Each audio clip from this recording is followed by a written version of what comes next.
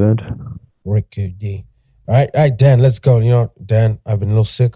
You'd think after the pandemic, I would have learned about masking up at funerals, but you know what? YOLO. Anyway, we're healthy. We're good now. And let's get the energy right, Dan.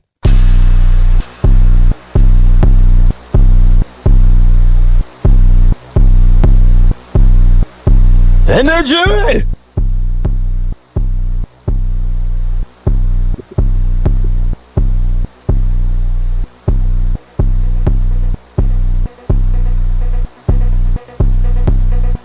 Hey.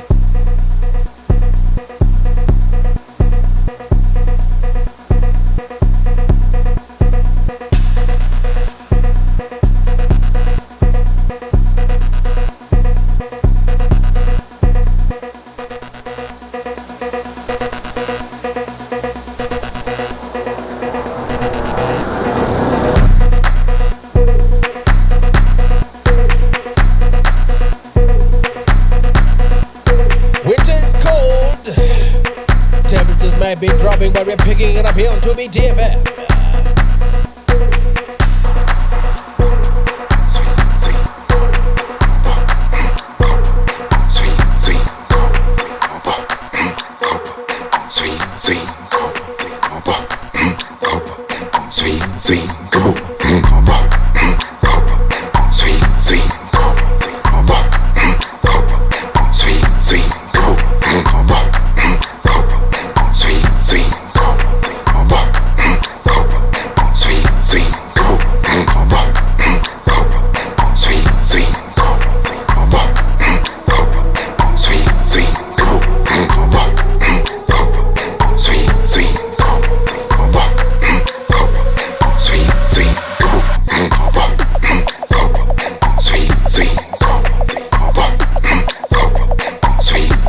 Enough of that, Dan. All week I've been getting emails from a certain podcast hosting platform telling us that we're playing too much music and they're taking our stuff down. And you know what I say to them? We will not be silenced!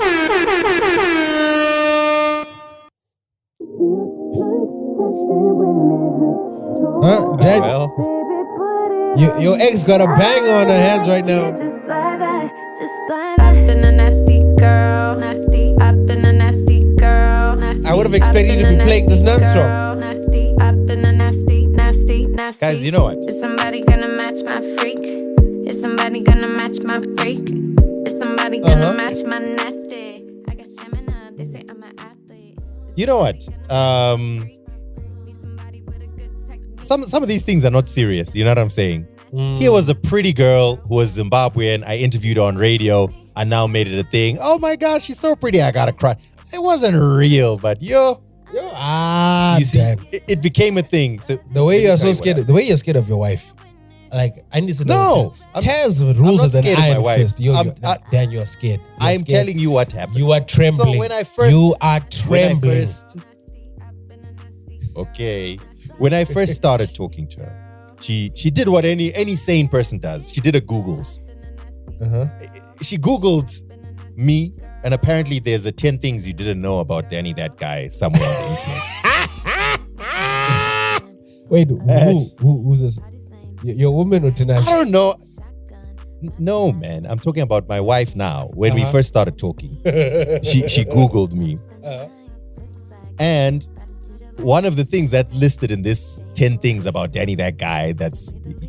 Actually, here it is. Do you know, I feel like I didn't even know about this. 10 things you didn't know about Danny, that guy. Well, I guess it's 11. Village. Dan does not know this article exists. I found out when she told me, and I was like, wait, did I know about this? I'm trying to remember. It felt like it was new information, but maybe I should have known. I don't know. Wait, the video Item number 10. Wait, isn't this the video you did? No. 10 things you didn't know about Danny. Oh, Youth Village. Simple article. Let's go. Number 10. He has a huge crush on US singer Tinashe. Number 1? Yo! No, wait. No, number 10. No, number 10. Okay. Number 1 is your date of birth. It's my full government name and my date of birth. Thanks, guys. Where did that even come from? I'm trying to remember. Did I do an interview? I don't think so. Just out a ID number. You just put all your information. Like, this is how you can compromise Danny's accounts. Oh, wow. He joined ZFM in 2012. Danny is also an MC and brand ambassador. That's really Africa Women's Awards. Dan, wait, you're presenting at the African Women Awards? Yeah, I was the host of the African Women's. That's where I met Kim Jade, Fadzai Mahere. Why is there a man at the Women's Awards? Anyway, okay, it's cool, cool. We'll talk about it when we talk about Girlfest. Oh, number 6. In 2016, he and friend Phil Chad. That's me. Won Best Online at the Zimmers. I'm even part of this. Wow. He's very active on Twitter and even trended for a picture of him in 2015.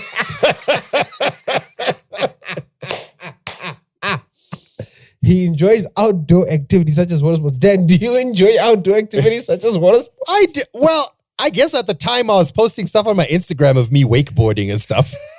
So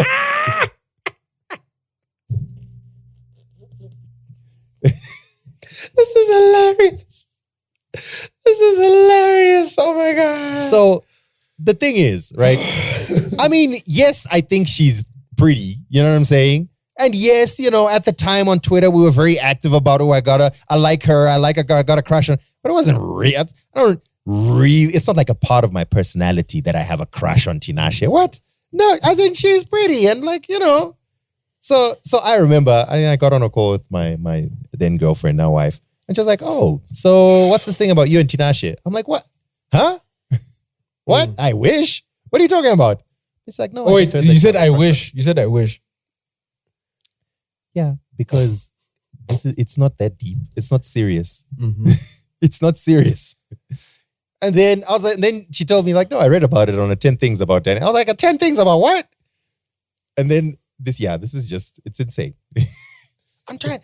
I definitely didn't do an interview because I wouldn't have done an interview about doing a breakfast meeting.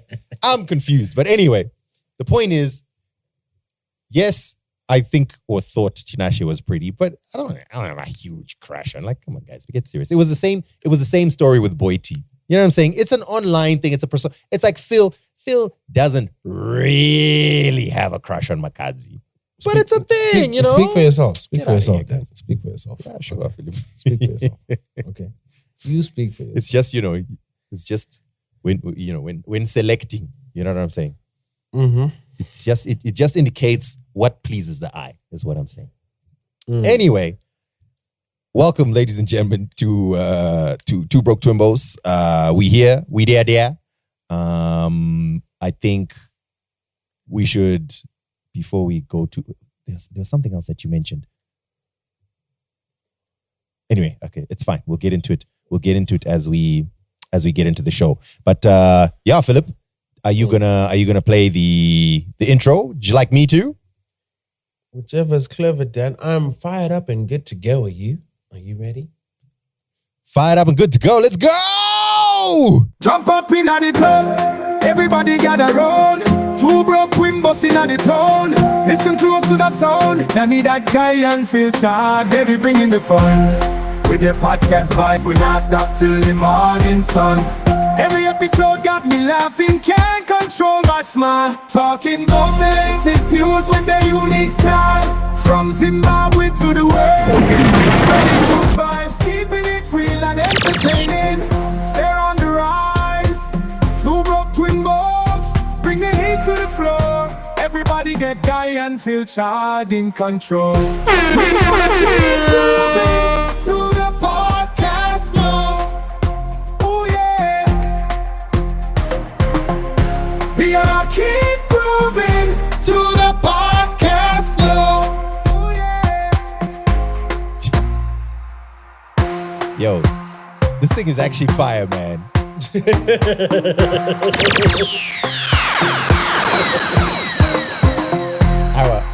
Phil, I'm just saying, if this came on in a vitro at 2 a.m., we gonna keep grooving.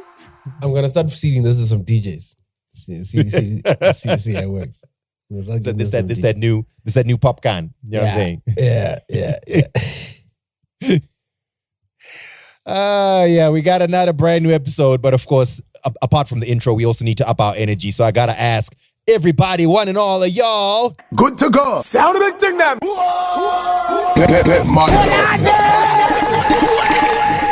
Let me hear a drum play.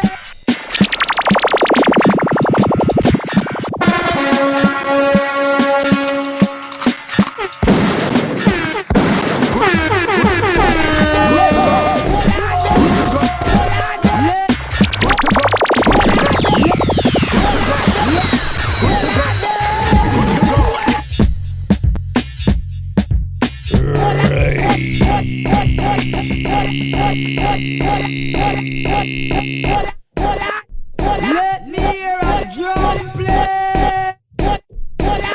Okay. Let me hear a drum All right there, me selector. All right, me selector. Let me get me word off.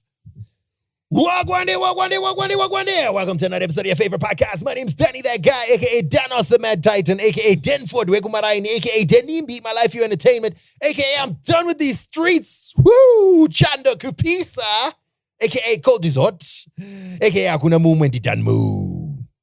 That's right. And he's returned. I think I shall bring this voice back. Is he the Noni, the unmistakable, the regrettable, the taking a bride this seasonable Phil Chard, a.k.a. Flint Floss, the big boss, good sir, a.k.a. Feeds a Pea, a.k.a. Sexington Glovu, Philon Musk, and of course, kind sir, do purchase me a beverage. Welcome back to another episode of the best podcast in the ton. Welcome, boys and girls, ladies and gentlemen. Hey, so I just wanted to quickly say that statement is so wild. Chando Kupisa is such a common Zimbabwean statement. Translated literally means the cold is hot. And it's what people say whenever it gets cold. And I'm just like, I don't know if I like it or I don't like it, but it just makes me feel weird. But anyway, it's cool. It's cool. Welcome one more again to another episode of your favorite podcast. Two Broke Twimbos is in the building. Let's start off with some positivity, push and P. We're going to celebrate some Africans doing it big. We're going to focus on Zimbabwe. Now, something we've been paying close attention to in recent months is the Miss Universe pageant. And that's because last year, Miss Universe, Brooke Jackson won here in Zimbabwe and went and did pretty well out in, I can't remember which South American country it was, but over there, yeah, she did kind of well. She didn't win. But you know, she represented. She actually won one of the minor competitions, and it came out a good look for Zimbabwe as a whole. And of course, it led to conversations about, what about white people representing African countries, etc., etc. It was a whole thing globally. But her reign has ended, and as of this week, we have a brand new Miss Universe Zimbabwe 2024. Her name is Sakile Dube. She's from Bulawayo. She beat 17 other models out at the Miss Universe Zimbabwe competition that was held at the Hippodrome. Mm-hmm. And as part of a prize, she got a Mercedes-Benz C200 2020 model, cash prize of $10,000, which she said she was going to share with her princesses. Very nice. Wonder if it's going to be like 100 for you, 100 for you. And of course, she gets to represent Zimbabwe at the International Miss Universe competition. I don't know, Phil, if you saw any coverage of this Miss Universe competition, if you saw it anywhere. I was battling a fever. So I saw a few highlights on the Instagrams, but not really. But I knew you would be on the scene. So I'm waiting for you to give us a keen breakdown of events. Go ahead, Dan. Funny enough, I was not. I shall head on over to ZFM Stereo's social media page with excellent updates that keep the nation informed on anything happening in Zimbabwe, which had excellent coverage of the Miss Universe pageant. Yo, don't ever critique anything Dennis. He takes it personally. It's like he's riding the page. I wasn't. You know, Phil says, man, your pages suck. And I was like, oh, what do you mean? He's like, I know, it's just a strategy. I was like, no, cool. Just tell me what you mean. I wanted the feedback, Philip, and you were refusing to give it. I take criticism very well, guys. I never take it personally. But anyway, I really am going to ZFM's page. That's the only place that I saw any coverage. I wasn't really paying too much attention. Jeez, we seem to post a lot, eh? We're very consistent. Very nice. Let me just, I'm scrolling quite far to find this information. Jeez, it's just a lot of posts, you know? Yeah. Anyway, here we go. I've arrived. So, first of all, some things to note. Part of the judges included former First Lady Grace Mugabe, Maibona. I must say, the ladies looked beautiful. I'm just looking at some images of their different looks. Of course, they had different styles that they were on. They looked beautiful, I must say, yeah. And the place kind of looked weird it felt either it was too big or there were not enough people that attended. I don't know, but it felt like it was too big and spacious for this kind of event. But still, the traditional or the national dress section of the Miss Universe Zimbabwe pageant looked, mwah. You know, seeing these white ladies wearing national dress was just. Let me. I'm going to share with you some links that you can take a look at, Phil, if you want to just see. Let me put it in your WhatsApp there. Or let me put it in the group. Yeah, you can just take a look at some of these posts and judge for yourself, Philip.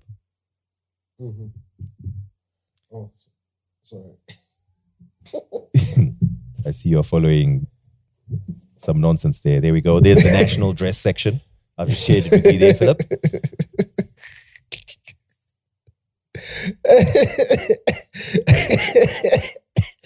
So if you're listening to this podcast right now and you're curious about how things look, what things were looking like, come through Brook. Okay. This is very okay. So let's okay for the podcast listeners. Okay, the first one.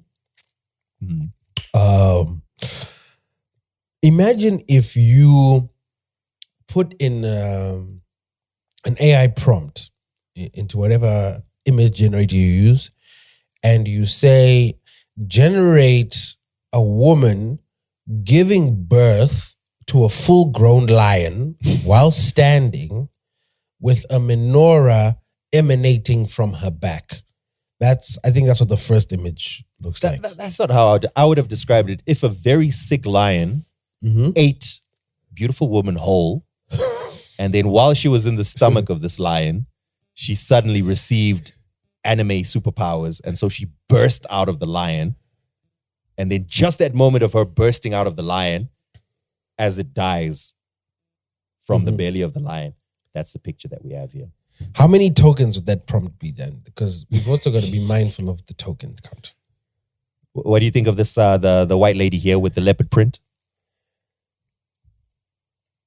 Considering the other things, I think that's actually, it's very subdued. It looks like parchment paper, but it's somewhat subdued. I don't understand the pose, the chin out, punch me. That's an unfortunate image. Very nice. Tiger stripes on Zimbabwe traditional dress. The other dress that looks like one of the photos that will be sold at a traffic junction. You know those paintings that are sold along Josiah Tungokara by the traffic lights. That's what that dress looks like. Okay, then, there's the green one with the Zim flag that then looks really good. And I mean, it helps that she's also gorgeous. But okay, there are some that are okay.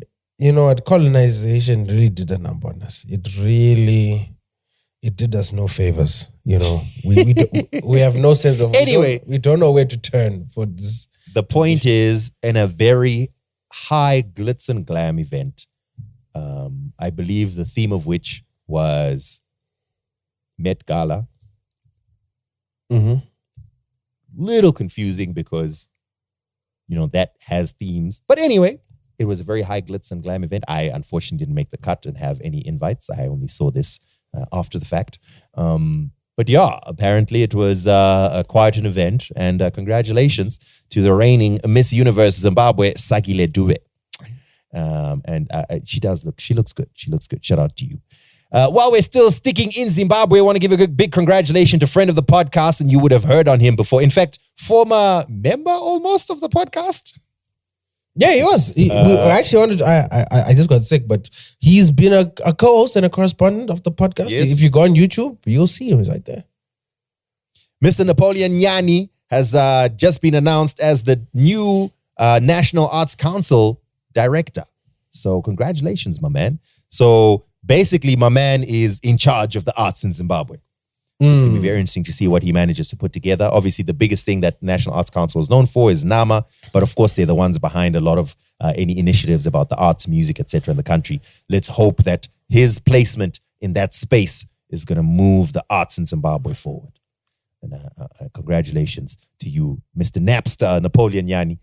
Should we call him, or is he now too high up for us to just randomly call him at night on a podcast? Let's call him. Let's give him a call. Dan, we've called him. I don't have my... No, you call him. I'm not calling him. I already spoke to him today. I already spoke to him. Yeah, so just call him and say, yo, we're congratulating you live on the podcast. Can you please put a podcasting fund on the National Arts Council agenda? Okay, I'm not going to do that. It's late. He's a family man. I'm going to need him to... I'm going to need him to pick up my calls in the future. You can call him and put it on speakerphone. No, you're not. I'm sending him a message. Congrats, my G. I hadn't even sent congratulations. Imagine. That's so bad. Now we can't wait for the National Podcasting Fund to be added to the NAC agenda. Let's see if he blocks me or responds. All right. Some things to follow up on. Hold on. What's this recording? We still got Dan. You know, I don't know if you've been seeing in the WhatsApp groups as of late. There was a young Zimbabwean who gave a speech at Columbia University, and you know, like I usually just scroll through the WhatsApp groups. I just check the media just to see if there's anything of importance, and I see, because you know WhatsApp groups these days, there's not a lot of valuable information. And I'm looking at this young, girl, and I'm like, this girl looks like a Matongo. I'm like, I know this girl. And then I do a little bit of Google. Oh, snap. This is Sharon Matongo. A little bit of backstory. I went to school with her family. Like, I was very close with her cousins, her older siblings. I used to be at her home. That's where we'd go and play Xbox when I was a young boy. And she looks just like the other members of her family. It's weird how they all copy paste. And I was like, oh snap. I was really, really proud of her. So I think I'll play a bit of her speech because I think she was valedictorian and she gave a speech at Columbia University at her graduation, which has been going for, I'm pressing play on the wrong device. That's how excited I am, Dan. I'm pressing play on the device. It's not connected to the board. Give me a second. Sharon Matongo, congratulations. Suffering or tragedy far worse than mine may have visited your own home. While I could use this speech to give you generic axioms and superficial dicta about lawyering, Ivy League exceptionalism, and changing the world, I would be remiss if I did not offer this gift to you. The African philosophy of Ubuntu, a principle of communitarianism, which means I am because we are. It is a self-evident truth I can only taste with my mother tongue. Munu navanu. A person is a person among and only because of other people.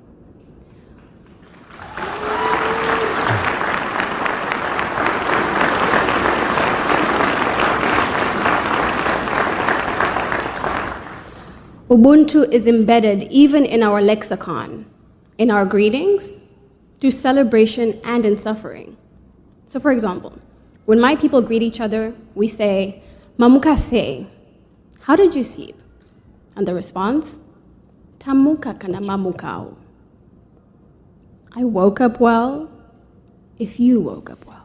Fine, Dan, I'll cut it off. I'm so proud, man. No, I'm not saying you should cut it off. I was just saying, how'd you wake up? Not how did you sleep? But still, hey, she's speaking to white people, Dan. Anyway, shout out. I hadn't spoken to her. Also because she. So like literally, I think she's apparently she graduated from Hillcrest in 2014. Yeah, but. This was literally, and I was a prefect in a home class. Like, you know what I mean? It was just a long, like, it really made me happy. Like, it's so dope to see her doing this. also found out that she's having a GoFundMe to raise funds for her degree. So if you Google Sharon Matongo GoFundMe, she's trying to raise $32,000 to finish off her tuition at Columbia Law School. Her target is $32,000. So if you guys are able to support, I haven't spoken to her, so I don't even know if this is legit, but it looks legit from everything I've seen. I'll check with my little sister because she was a little closer to her. But if you guys can help and support her, do that. But also shout out to her for doing it big and, giving me something to smile about when I came across these posts. So it was good to see. And shout out to the Matongo family. Yeah, man. It's dope. Very cool. Congratulations, Sharon. And that was a very, very dope speech that sent shockwaves throughout the nation. All right. Let's follow up on some things that have happened in previous episodes of the podcast and have had updates, shall we say. I think first and foremost, I was listening back to that episode. We were on fire last week. And our listeners did not give us that was actually a hilarious episode. We were on fire. I don't know. We've got to give credit where credit is due. We were on fire. Well, in the last episode, I mean, it's not just the last episode, but in previous episodes. Oh, Napster has just responded. He said, "Wait, what?" I think I may get blocked. All right. So something we've obviously spoken about on this podcast in the past, and I don't want to spend a lot of time on this because I feel like what is there to add? Everything seems so obvious and straightforward to me. Yeah, we've got some updates on the whole Diddy situation. Oh no, I think that's a whole thing. I think let's finish the follow-ups and then let's get on. I think that's a whole that's a whole thing.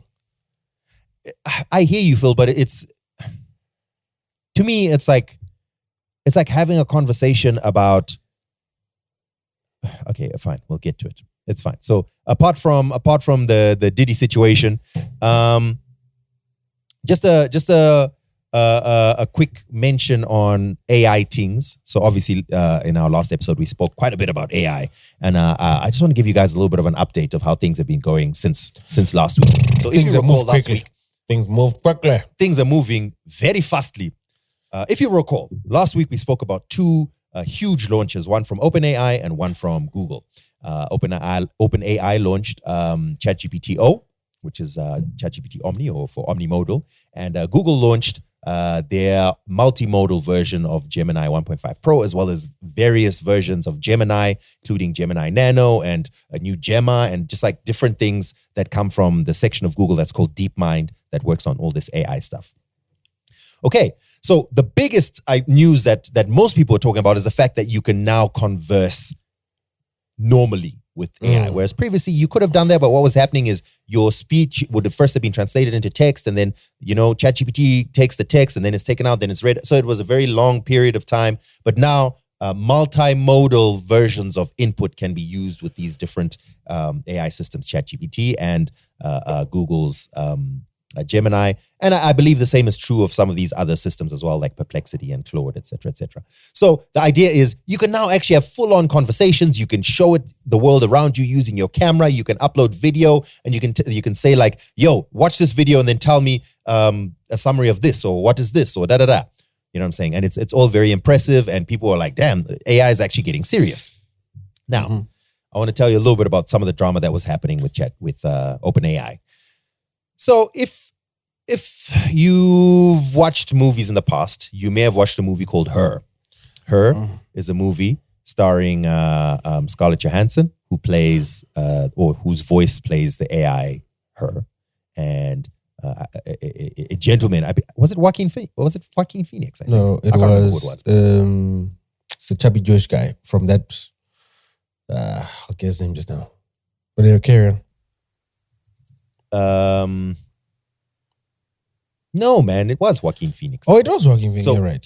Yes. So Joaquin Phoenix gets he's very excited, gets his new computing device with an AI in it, and then he's regularly conversing with it, and the whole the plot of this movie is that bit by bit he starts falling in love with this AI. And in the meantime, the AI is getting more and more independent and sentient and da-da-da-da-da. And it's a whole thing. Eventually the AI is like, yo, but you're a human. Like, you can't really satisfy my needs. Ugh. And then he gets his heart broken and stuff like that. Whatever. But anyway, the voice I'm of glad that to hear AI that. is... What's been particularly satisfying for you lately? Not much. I'm just listening to Dan talk. I was recording. Nice. Oh, What's very Dan nice. talking about? He's talking about you and how you might be in copyright You're welcome. infringement. Oh. If you ever want to chat again, feel free to reach out.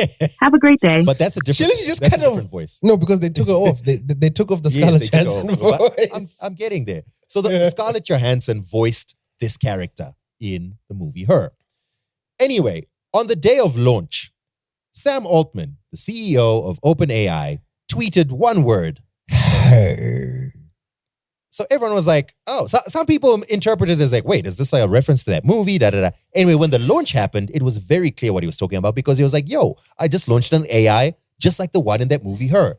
Not only that, it sounds exactly the same as Scarlett Johansson. People were actually saying like, yo, this sounds like Scarlett Johansson, Johansson, da, da, da, da, da. And it's very flirty. Very flirty. Very flirty. And of course, and some of the ladies made. In fact, I would highly recommend you watch Desi Leidick's bit on the Daily Show about this launch because she addresses this whole thing of course it was made by nerdy, internet dude bros because the AI voice is like, absolutely, what can I do for you, baby? Oh my God, you're so big and strong. As an aside, are you familiar with people paying tens of thousands of dollars a month for AI girlfriends? Philip, this is the second time you brought this up. Do you want one? All right. Are you asking the patrons to I'm to find one intrigued. for us? I'm intrigued. You know what I mean? Like if someone wants us to, just experiment, you know what I mean? Just for the good of the podcast. Anyway, so everyone was just like, I hope OpenAI know what they're doing because Scarlett Johansson just recently, and we spoke about it on this podcast, or we might have, I can't remember if we did, maybe we just spoke about it in person. She recently sued Disney. Disney, the very famous litigious organization, was sued successfully by Scarlett Johansson, and it was a whole complicated deal about the Black Widow movie. Her deal with the movie house was that she was going to earn a lot of her money from the sales Back-end that come from ticket sales, tickets at the cinema. But then Disney rushed the release to Disney Plus, so that reduced the number of sales that came from the cinema. So obviously she earned less, and then she sued Disney because she was like, "You guys, negotiated in bad faith." Da da da. She won, right? And she got quite a big payout out from Disney. Shortly thereafter, here comes this OpenAI case, and you guys are just going to use her voice. I sincerely hope that you are all good. Anyway, Scarlett Johansson then puts out a statement. In this statement, she says, hey, so here's the situation. Sam Altman actually reached out to me. In fact, I have the statement here. It says, last September, I received an offer from Sam Altman who wanted to hire me to voice the current ChatGPT 4.0 system. He told me that he felt by my voicing the system, I could bridge the gap between tech companies and creatives and help consumers to feel comfortable with the seismic shift concerning humans and AI. Then she goes on to say, after much consideration and for personal reasons, I declined the offer. 9 months later, my friends, family, and the general public all noted how much the newest system named Sky sounded like me. When I heard the release demo, I was shocked, angered, and in disbelief that Mr. Altman would pursue a voice that sounded so eerily similar to mine that my closest friends and news outlets could not tell the difference. Anyway, she says, 2 days before the release, Mr. Altman contacted my agent asking me to reconsider. But before we could connect, the system was out there. As a result of their actions, I was forced to hire legal counsel, who wrote 2 letters to Mr. Altman and to OpenAI. And then she goes on to say, basically, it's now with my lawyers. And subsequently, Sam Altman put out his own statement saying basically, it was a coincidence. We didn't intend for it to sound like Scarlett Johansson. Our bad. It was entirely a coincidence. We'll change it now, just so she doesn't feel yeah. Oh no! Sure, like buddy. who could have seen this coming? What? No. Anyway, so what they obviously then removed the voice Sky, which I would assume was probably the most popular one because it sounds like Scarlett Johansson. Anyway, So that's now been removed, and I'll be very curious to see how this legal action is going to go forward. But something else did also happen at OpenAI. Well, okay, so this gets a little bit complex. So OpenAI had a team that was called the Super Alignment Team. The Super Alignment Team was their version of a trust and safety team. And the concept behind Super Alignment was we want to make sure that no matter what artificial intelligence we produce or create, it will be in alignment with what is good for people or human beings. And I mean, obviously, this is all with the, doom and gloom. What if Terminator comes about? And the idea was whatever we program into the system, whatever we make it do, it must be in alignment with what is good for people. So that's why it's called the Super Alignment Team. Basically, it's safety so that this AI doesn't go rogue. It doesn't get like rude. It doesn't insult maybe or hurt or, or grow into a space where it might continually hurt people. Well, it turns out that entire team was either fired or left this week. So there's now no longer a Super Alignment Team at OpenAI. There was no mention apart from we're very sad to see them go. They've worked so hard over here. We wish you the best for your future. That was the only statement that was put out. So everyone's like, okay, wait, hang on. We didn't even know about a Super Alignment Team. You told us that you need a Super Alignment Team to make sure this AI doesn't get bad for people. And then now you tell us there's no Super Alignment Team. How far? Everyone's like, look over here. It's so shiny and new. Nice AI. So this all happened this week. I think I don't have any. To put it also into context, I think Ilya Sutskever, if you guys remember, during that weekend where I think that weekend was like the nerd version of Drake versus Kendrick, like on Friday. On Friday, Sam Altman-Reid was fired. Saturday, he was back on campus. Microsoft. This was like what? This was like 6 months ago or something? Yeah. Microsoft were negotiating a deal, and then they were like, we'll hire all the OpenAI guys. And then by Sunday night, Monday morning, Sam Altman was back at OpenAI. And I think that indicated a shift. The moment Sam Altman got back, because Ilya Sutskever was on the side of the board who voted him out. The fact that Ilya was still there was a surprise. And I think it was literally just to give enough time for the water to settle, the dust to settle, also maybe for this announcement so that it wouldn't make too much of a hit on OpenAI's valuation, so that they could get funding for this new round. So Ilya, I think, was a dead man walking, for lack of a better term. The surprising resignation, along with the Super Alignment Team, granted, I do think that the moment Sam Altman returned, OpenAI ceased to become a quote-unquote non-profit that's needed a great deal of funding. It became they still claim to be. It became a fully for-profit. Like, well, the OpenAI front-facing version is a full for-profit venture now, right? So I don't think. But they still claim to be non-profit. But they've got a very convoluted system where they've got two divisions almost. One is non-profit, one is for-profit.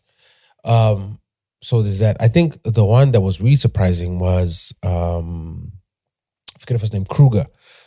When she resigned, and she was talking about basically how the culture at OpenAI has become real toxic. Everything's now motivated by we need to move. Damned be safety checks, damned be thinking of the consequences. Let's just iterate and develop and go.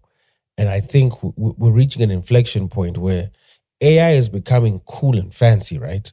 But I don't think it's what was promised. There are very interesting use cases for it, but they're very niche. They're very edge casey.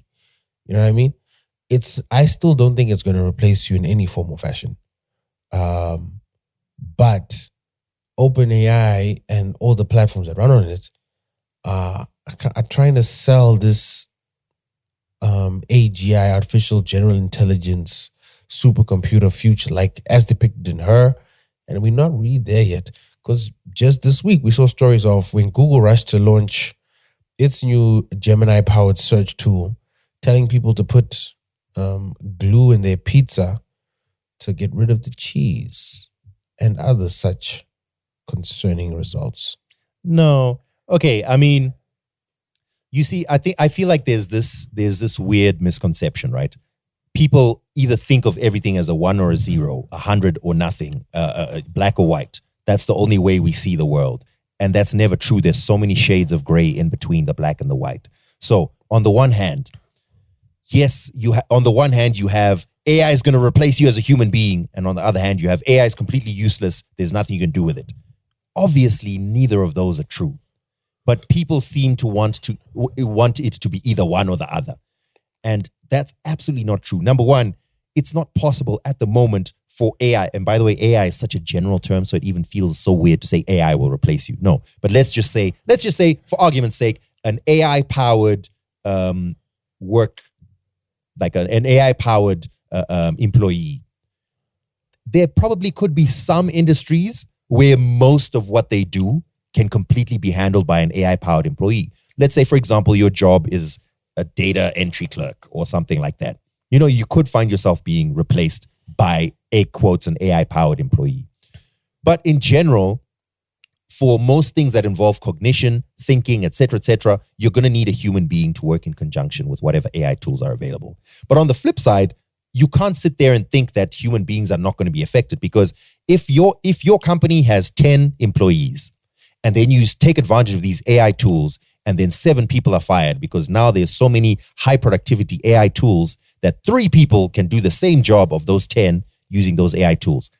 I guess, while not directly, in effect, by default, AI has replaced 7 people. So it's not that an AI thing has replaced a person. It's just that we've gotten so much more productive or efficient with AI tools that your job has become redundant. So I guess technically you could say AI has replaced a human being.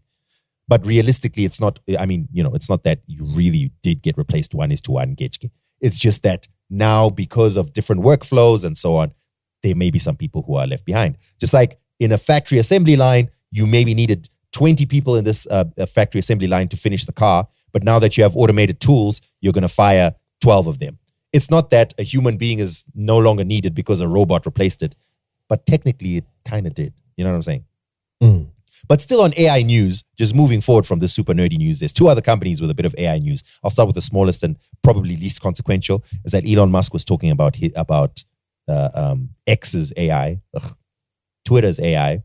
And he claims that Twitter's AI is now going to be the new algorithm for Twitter. Oh, grok. So you should, God. expect the algorithm to change dramatically and to air quotes improve. It's gonna get it's already bad, but now it's gonna be bad. So bad. He said Twitter is moving to a fully AI-based post recommendation system to order the replies and remove spam and scam with AI, as well as to enable full semantic search with AI. So, okay. But then here's the other big news. So the other huge company in the AI arms race is Microsoft with their AI tool Copilot. Now, Copilot runs on the OpenAI GPT system. This week, they announced the launch of their competition for MacBooks, right? They have their, oh my goodness, what do you call their Surface Books, Surface Pro, Surface Books, Surface tablets. And they did all benchmarks and they're like, this is better than the best MacBooks that are out right now. The M3, they did benchmarks and apparently these new Microsoft Surface tablets and Surface books perform better than the MacBook M3s, which, if you recall, because of these new M chips, those were just like the best laptops, period. But then apparently these Surface books have, the new Snapdragon and And then they're calling them Copilot Surface books or Copilot Surface Pros or whatever, because they're entirely built around Microsoft's Copilot. And it's the same kind of concept that we saw from Google and that we saw from OpenAI. I think Microsoft is lagging a little bit behind at the moment, but they kind of have the same, like you can talk to your thing, It comes with an inbuilt a Copilot button. So that's the main thing that you use to search and interact and So those are just some quick updates. That's a big thing. Microsoft has entered the race. It also comes preloaded with spyware, Dan. Did you like that feature? When has anything Microsoft not come with spyware preloaded? Bloatware and spyware. No, but the recall is wild. Like keylogging is wild. I forgot to mention that. So they claim that Copilot can remember everything you've done on your computer. So, for example, if you saved a file somewhere and you can't remember where you saved it, you can just ask Copilot and it will tell you. Or if you typed out something but you can't remember what you typed, or if you did it, Copilot will remember. And then people are asking, wait, how? And then someone somewhere, I don't know where I read this, they were like, apparently Copilot is constantly taking and analyzing screenshots as you work. Yep. So that's how it keeps a memory of what you're doing. I'm like, whoa, yo, I don't want you to be taking screenshots of what I'm doing. Now you have a record of all my passwords and stuff and it's in some other place that I have no control over. Yeah, that was wild. I forgot to mention that actually. Thank you. That's why I'm here, Dan, to keep you honest and on the ball. Also, Microsoft does seem to be adding, so just like if you use ChatGPT, right, you get a response. Copilot, you ask your question, you get a response. Some people have noted that, wait, hang on, some of these are ads. So it looks like we're now getting ads in responses to AI discussions. So at the beginning of the end, this is obviously not going to last. It's not going to go well. No, it will not. But yeah, that's the update on what the AI situation is looking like.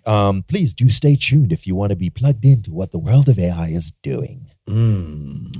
Was there anything else? Yes, there was one other thing. Phil, you remember that AI tool that we used to make our intro in collaboration? Suno. Yeah, Suno got the big bag. Suno got the big bag. Yeah. So if you've used Suno, and I heard that other podcast, 6 Foot Weights, using it, they were like, "Oh my gosh, this is amazing!" Without even saying thank you, guys. No, they actually did. Anyway, they actually did. But it was like for 2 seconds. They're like, anyway. No, you don't have to do that. Obviously, we're all sharing resources.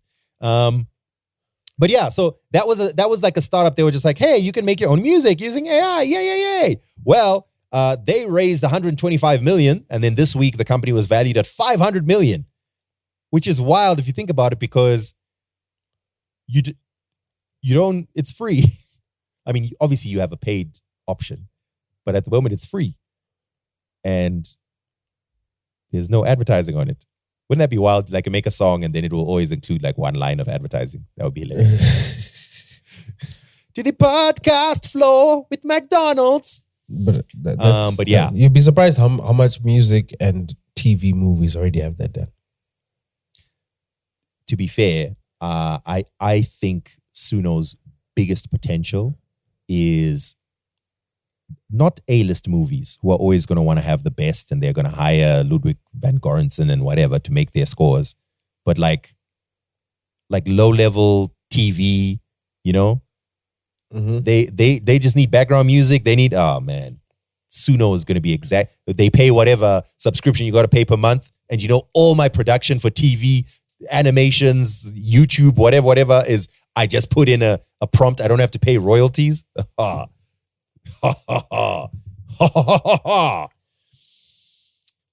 yeah, so yeah, that's very interesting. If you've never given it a try, just like check it out.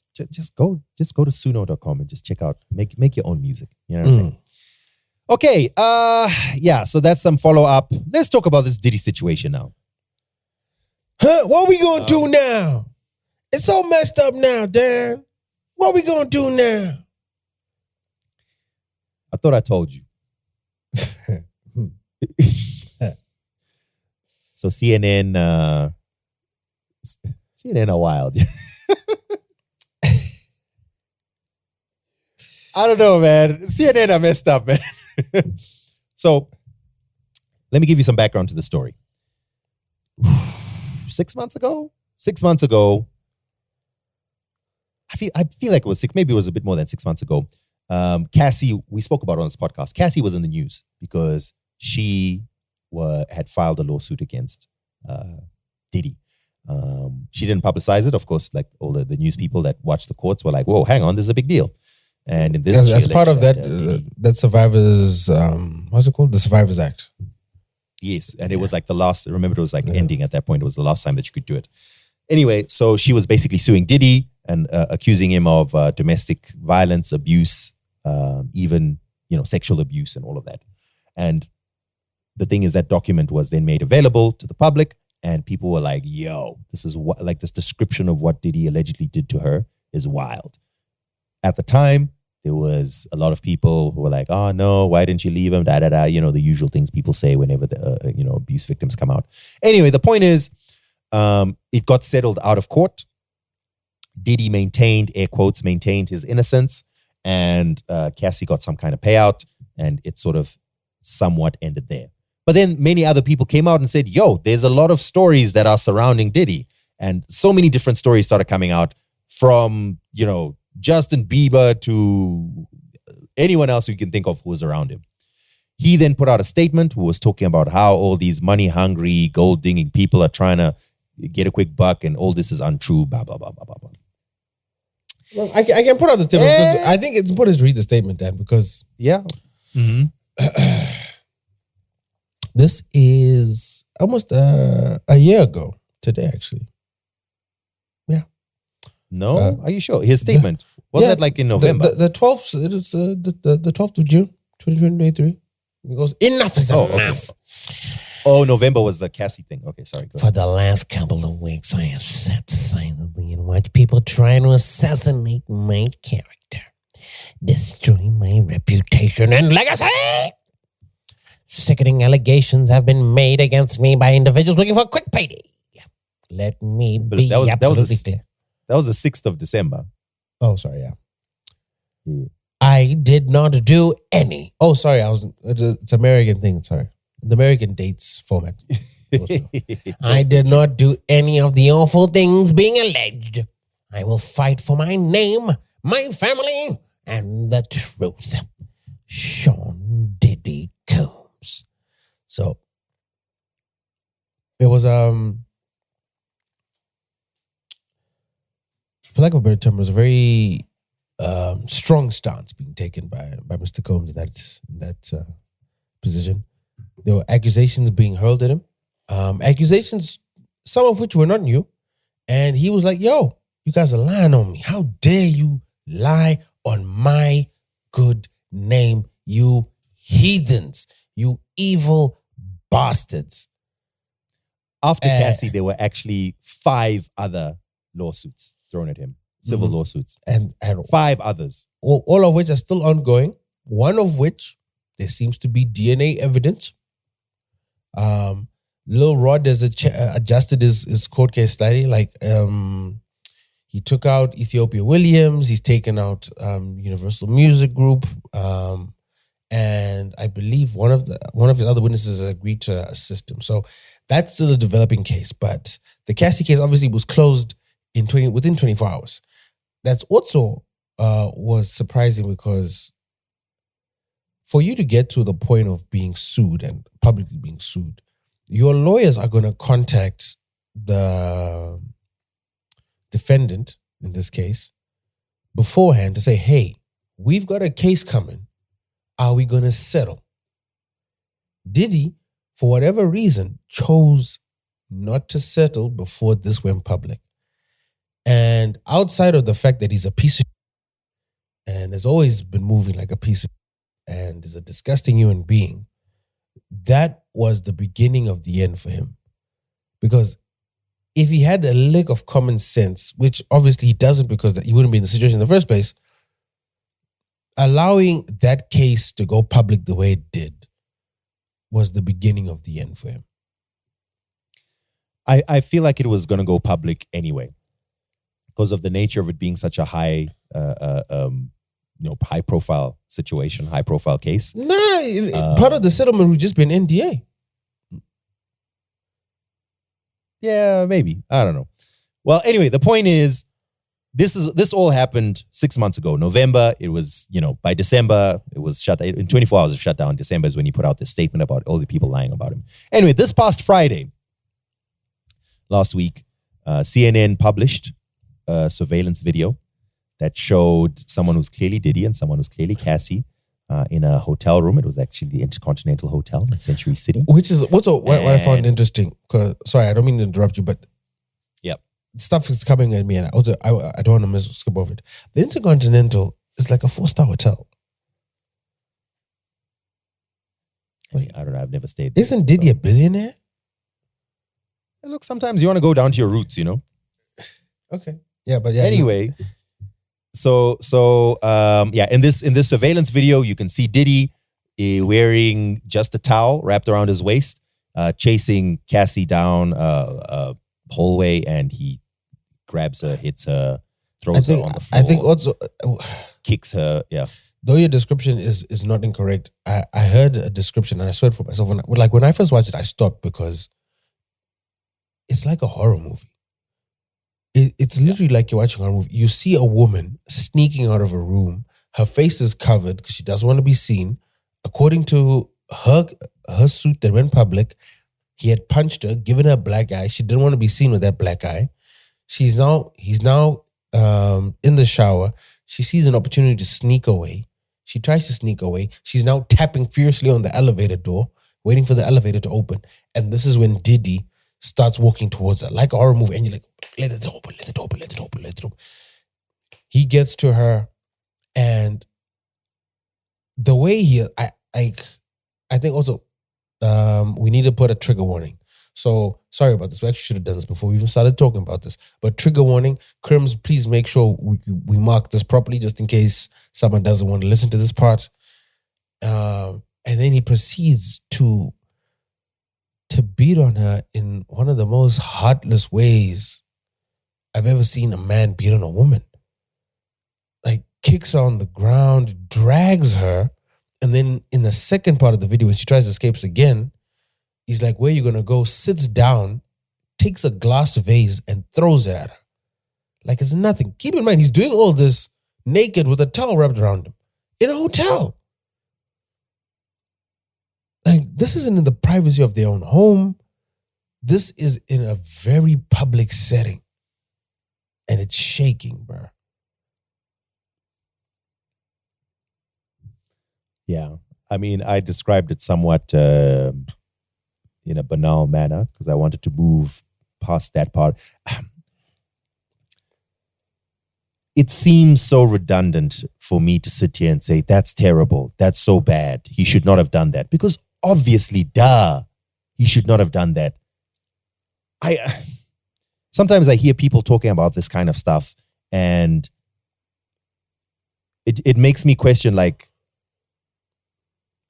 how can you sit down and say, he shouldn't have done that? Of course, that's not even a discussion. That's not even something, that's obviously not even the starting point. The starting point is, how do we deal with this person? How do we deal with this monster? You know what I'm saying? So I don't know. I get frustrated sometimes with seeing how people, seeing people almost in some cases, from what I've seen online, almost be performative to come out and say, I'm just here to let you guys know that I think that was bad. Of course it's bad. Can you, duh. No, anyone who watched that was moved and saw how disgusting it was. Well, anyway, so obviously when that video came out, it was a wild time. It came out on a Friday. That weekend was quite wild. And yeah, different people were saying stuff. If you do you remember Aubrey O'Day? Yeah, she's been talking from Danity Gaines. For years she's been speaking about this. So So she also, I mean, she made a statement like saying, I haven't even told you what happened to me. Anyway, Cassie's lawyer came out and Cassie also released a statement. Cassie's released a statement, like I think a few hours just before we started recording, she released a statement. Oh yeah, I didn't see that. There's so many places we can go, but I think first and foremost, I think there's a bigger discussion that I think we, as a society, that needs to be. I don't know how society's going to have these discussions anyway. I think some of these things, I think is grandstanding about celebrity. In as much as Diddy has been part of some of the music of my childhood, some of the music I enjoy, as someone who's followed this closely, and I'm a small podcaster in Zimbabwe, you know what I mean? There's I haven't met this man. I've been around people that know him or have met him, but I certainly haven't met this man. But I've been following the culture for some time, and even just the stuff I've read. Something has always been off about Diddy, and I never fully understood why things were like certain things just looked past. So we can start with the fact that the majority of artists that are signed to Bad Boy either end up in jail, end up becoming religious, or end up dead. We mourned Black Rob. Black Rob was homeless. Craig Mack was poverty stricken. We've seen what's happened to the Dirty Money duo. We've heard stories of how he's done people dirty. Like, it's public knowledge. Diddy bought Notorious B.I.G.'s publishing for $20,000. Like, that's worth tens of millions, maybe hundreds, depending on how we look at it. That was a shelf job. We've spoken about how suspiciously he was giving people back their catalogs because he knew this was coming. He was trying to get public sympathy. Audrey O'Day has been speaking about his movements for quite some time. She's been hinting at it, and she's like, yo, this guy moves crazy. There've been stories about his parties. There've been stories about public knowledge. We know he slapped Drake. We know he broke a bottle of champagne over Steve Stout's head, and Steve Stout is no small person in this industry. We know he threw a kettlebell at one of his son's coaches at UCLA, and we laughed it off. The stories of abuse with this man are not new, and how he moves are not new. We've heard what Mace has accused him of. And I think sometimes people forget that because we get caught up in like liking the person. And I was having a conversation with someone, and I realized that some people don't fully understand the full scope. Dan, do you know who Diddy's father was? Yes. He was, allegedly a drug dealer. He wasn't allegedly. He wasn't allegedly. Like Frank Lucas has said. Yeah. This man was at my house 3-4 times a week. Like, if you guys have watched the movie, if you guys have watched the movie American Gangster, based on the notorious drug dealer Frank Lucas, that man was an associate of Melvin Combs. Melvin Combs is Sean Combs' father. That is who his father was. That's the environment he grew up in. A violent drug dealer's environment. Granted, Sean Combs went to private school. He went to Howard. But when the music industry, and when you look at how he was treating people, it kind of starts to make sense. This might be how he was able to get over on all these people. This is how he was able to get all these rights. Because there's multiple stories of producers saying, yo, I made this song. I put everything together. Diddy literally just said, okay, I like it. And then all of a sudden, his name is on the song, or he's getting publishing, and I'm not getting credit, or my share's been reduced. There's multiple stories of that. There's the Flavor in Your Ear remix story. Like, if you guys just Google any of this stuff, you can find it. There's stories about Anthony Wolf Jones. If you guys don't know who that man is, Google him. That man used to be Diddy's bodyguard, or some might say shooter, who was killed in Atlanta in the early 2000s. We know about what happened with Shine. So it seems this man was trying, and obviously if you read the Cassie deposition, it's even wilder. From the alleged stories of him trying to bomb Kid Cudi's car and all that, for things to escalate to that level and for him to move the way he was moving, that means he felt a certain level of being above the law, untouchable. Like, even to beat a woman in a hotel, like, it's wild because you're not beating her in a room, you're beating her in the hallway. He was operating like he was some sort of Grand Theft Auto supervillain. And the fact that days before this, he had still been posting on his Instagram, and some of our favorite celebs were in the comments giving him pom-poms. It's hard for me to think that everyone in the industry did not know this about Diddy when the common folk heard rumblings, or there were articles, or there was documented evidence of it. And it's kind of sad that we needed to see the video of Cassie being beaten to start believing her. You know what I mean? So Do you know what? Here's a question, Phil. Diddy, Do it. who we've already discussed, we've discussed his past, right? His father was a violent drug dealer associated with one of the most notorious drug kingpins of New York.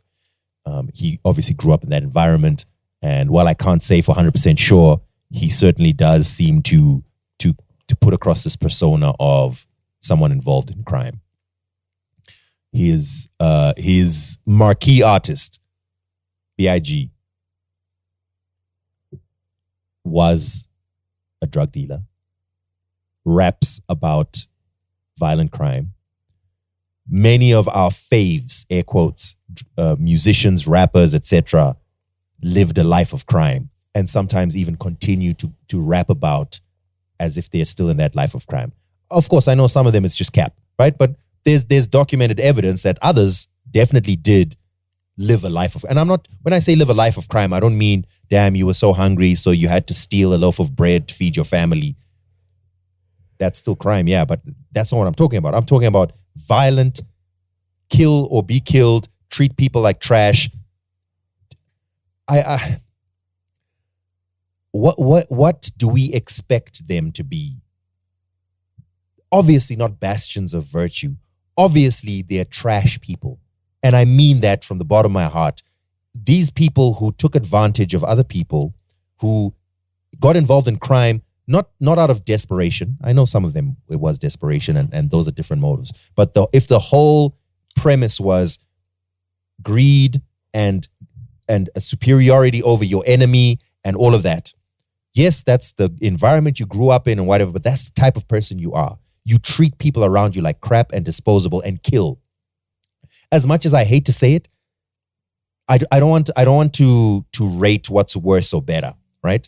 But if you can kill someone in cold blood, you can kill someone in cold blood over gang turf or drug war or whatever. How is that any less of a crime? Of course it's not, than violently beating someone. Of course you clearly don't have the mindset of a person with any kind of virtue, etc. So to me, this is terrible, but I also feel like there's no deep hidden meaning.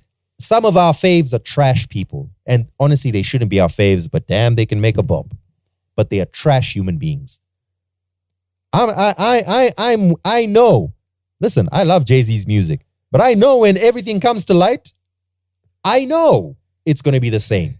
The same with anyone else. Any of these people with histories of crime, gang warfare, killing, they're already terrible. We know they're terrible people because the mindset you have to be to live in a place and to live in a life where you're killing for the purpose of turf. Not desperation, not to feed your family, not found yourself at the wrong place at the wrong time. I am a murderer, or I am a drug dealer who's trying to get millions, and I don't care who gets in my way, I'm going to kill if I have to. I shudder to think how the people around them have been treated. Let alone the beautiful, also semi-famous girlfriends. Oh man, they had it rough. But what about the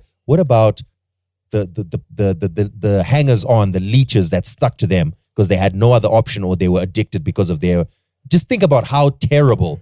Remember we had that story about one of the lawsuits. They were talking about someone who Diddy killed, and then they had to try and get the body out. And I shudder to think how many, not just of these famous people, but of anyone who lives in that life, just how hard your heart is and how bad a person you are, how trash your values are as a person. Of course, they're the people that do that kind of stuff. And unfortunately, those are celebrities. So I don't know. I feel very disillusioned, I guess, by the whole idea of celebrity. I'm gonna listen to your art because I already assume almost everyone who's a celebrity is just a trash person, and I would rather actually not know what you're doing. In the case of Diddy, he's probably one of the worst ones. And of course he is. Of course he is. Look at who he is. Look who's his life that he was living and what he espoused in his music. that we were all like, oh, bad boys, that's so cool. What, did we think they were lying? Did we think they were, oh no, I'm now going to go home to hang out with my wholesome family? No, that's what they were telling you who they are. And all these, the same with all the others, all of them. The hope is, once you've achieved some level of fame and money, maybe you've gotten this whole lifestyle out of your system, and maybe you're hit with some kind of epiphany in your old age. That's what we kind of hoped with people like Jeezy, right? Here he is. He's now seemed to have become a wholesome man with his wholesome wife. Meanwhile, after the divorce, we're told, hey, ho, ho, ho, ho, ho. But I don't know. I suppose everyone should have a chance at redemption. But what are we expecting from these people who are telling you, I'm a drug dealer, I kill people? Ha ha! I saw you did that with the ad-lib. Yeah. That's every song, that's every video, that's their lifestyle. And we read about it. And then when we hear about a crime that they did, oh, that's so bad. Mm-hmm. I'm disillusioned with a lot of these celebrities. And I think... You sound like Neil Brennan.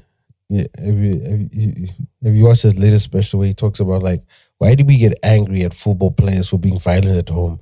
All they did was they forgot what time to be football. Like, because you pay him to be violent, and then you want to just turn it off the moment he walks home.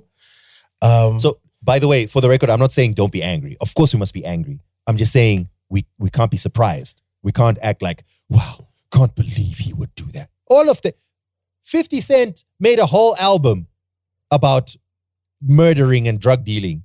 Not one album, multiple albums. Not only that, he was wanted by some of the most dangerous gangsters in New York at the time. He was walking around with a presidential van. He is not your savior. He is not your savior. Diddy's label was called Bad Boy.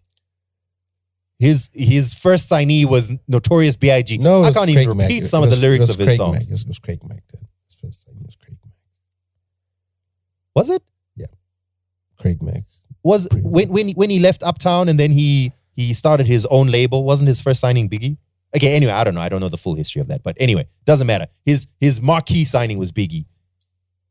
Literally entire songs about robbery. He had bars about raping and killing children. I'm like, oh, he must be a wholesome guy. Of course not. Of course not.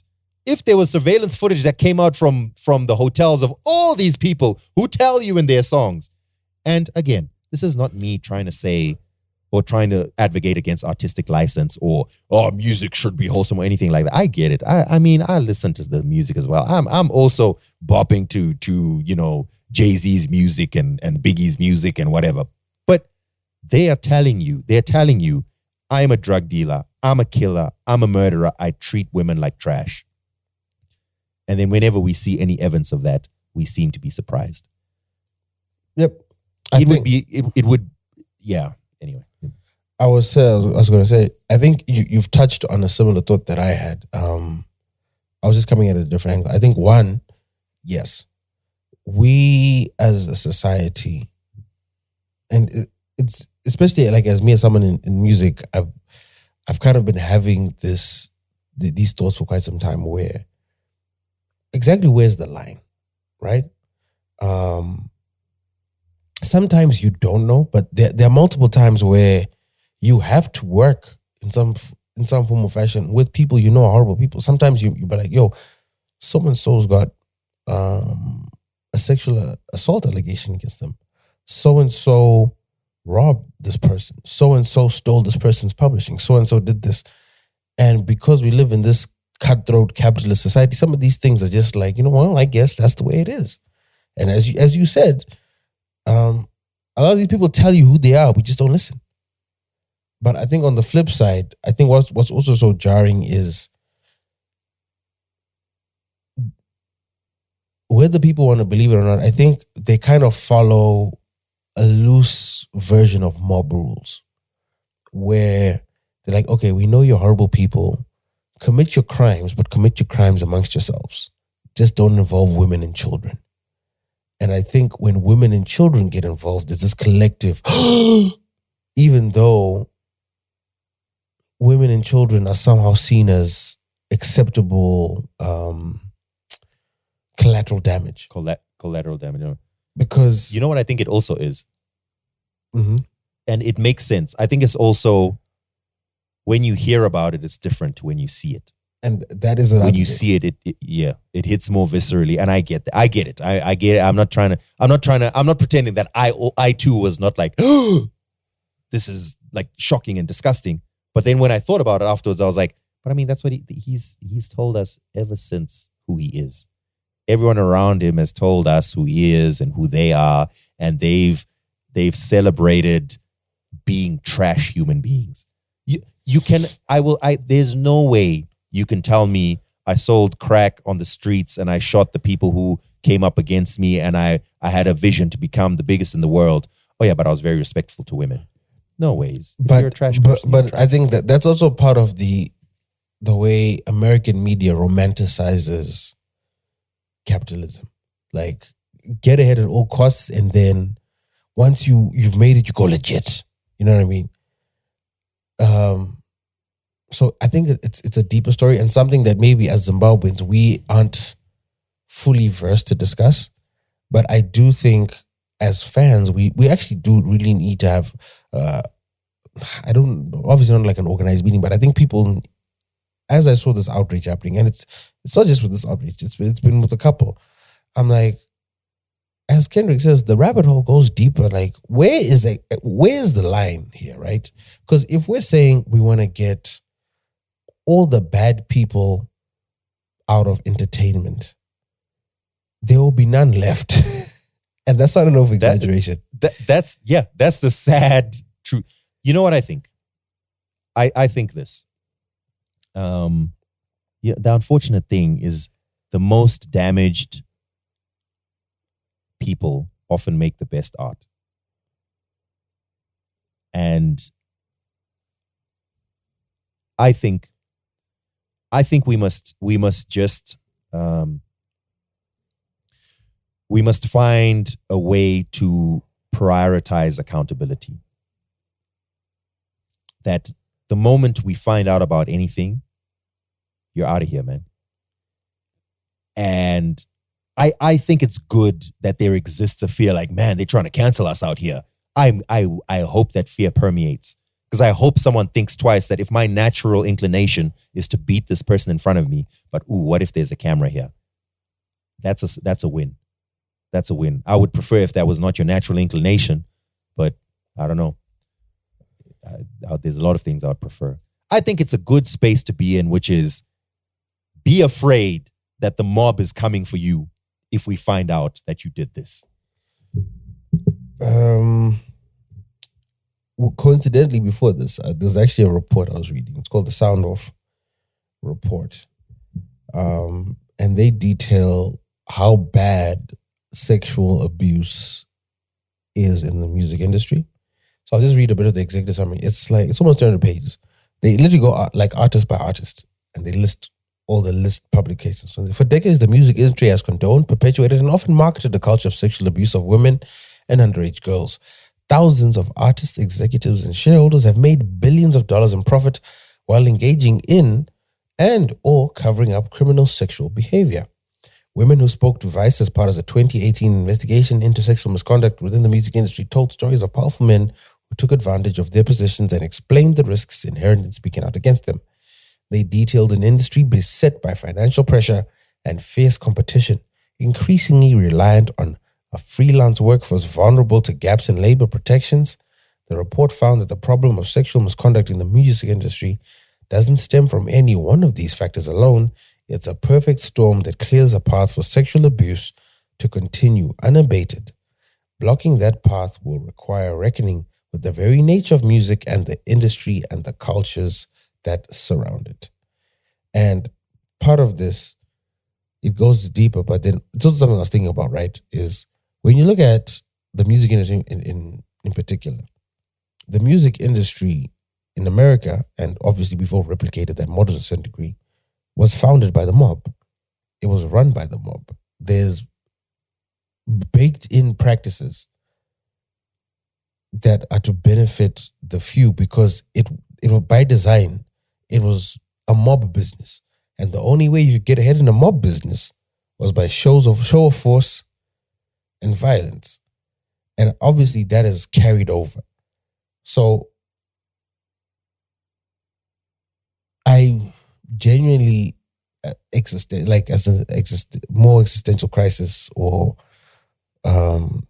questions I've asked myself is, how do you fit into that world? You know what I mean? But ultimately, that's a discussion for another day. Back to the Diddy thing. I think the other thing that's saddening is it now kind of puts everything back on the table with regards to some of the accusations held at him. And we can go back as far as the Tupac and Diddy thing.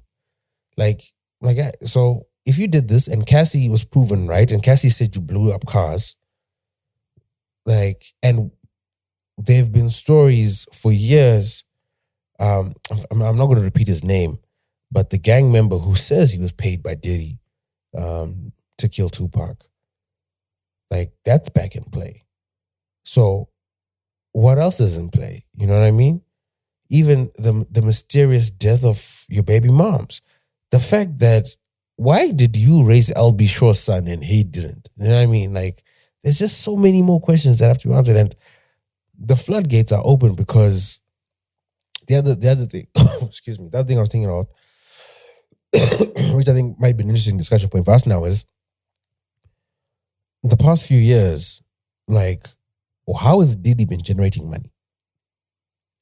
And when you stop and think about it, I was thinking about it, I was like, okay, as a record label, Bad Boy didn't really have any acts under it. Diddy did do an album, but it didn't do that well, and it relied a lot on features. Ciroc. No, remember Diageo got rid of him, and then he got De Leon, and then they got out of that deal, and then they severed ties for reasons that weren't fully disclosed. There was that. He sold Sean John, but then he bought it back for pennies on the dollar, but he didn't do anything with that. His restaurants weren't doing that great. He had Revolt, but Revolt entered into satellite TV at a time when TV was dying, so it was struggling, and then he had to exit that because of the Cassie accusations. So I'm saying all this to say, if you look at one of the reasons why the story was kept under wraps was apparently Diddy paid $50,000 to the hotel to not release it. I was also speaking to someone who works in hospitality, and I was asking, wait, what is a hotel's responsibility with regards to something like this? And they were like, it's murky because technically a hotel is private property. So if there's a disturbance, we can call in the police, but it's at the discretion of the general manager, because you're trying to keep not only that particular guest or guests in that room safe, but the whole hotel safe. So there's certain decisions that have to be made. And also, if the victim is not willing to press charges, not much can be done. And there have been multiple stories that have come out. One has been that the hotel might have given Cassie a copy of the video. And the reason it was released is, even though they can't charge Diddy, because the LA district attorney released a statement saying that it falls outside the statute of limitations. They can't charge him with it, but it definitely does a big hit to his public persona. Or it may have been discovered in the raids that were held at Diddy's house, which is another thing we need to discuss. Diddy set up his kid. We didn't discuss it last week, but did you hear the diss track that Diddy's son dropped against 50 Cent? Unfortunately, yes. You heard Diddy in the intro, right? Actually, I can't remember. Was Diddy in the intro? Oh, snap. But so, yeah, So there's that. And then you got your son rapping about, you guys raided the wrong house. And then they're like, oh, okay, we're not fighting something. There's a lot of moving parts at play here. Then I don't even think we're going to discuss that pathetic apology video. Which wasn't even an apology, because who was he apologizing to? Oh, yeah. You know what I mean? We didn't mention it, but yeah, Diddy did put out some video where he was saying, I take full responsibility. It was a dark time in my life. I think the only real notable part of that is he has taken away any plausible deniability. Not that I believe he had any, but at this point, he's admitted that was me and I did that. But so there's no denying. You're caught in 4K, Dan. How was it? Yeah, he was caught in 4K. But also, I know, but up to this point, everything was denial. You know what I'm saying? I think, and also the wild part is the video of TMZ that they caught Diddy taking a walk in Miami. So the other thing, when that video dropped, a lot of people were speculating like, yo, is this man in Bali? Because that looks like a tropical place. He might be in a non-extradition country. He's still in America. I personally, everyone is saying that's his house. I personally would have chosen a different location. But then he's on the walk and you see he's with King Los. I'm like, yo, King Los, why would you be seen with this man when the block is this hot? Like, granted, King Los didn't have much of a public career. He's mainly known as a ghostwriter behind the scenes. But, yo, of all the times to be with someone now, wow.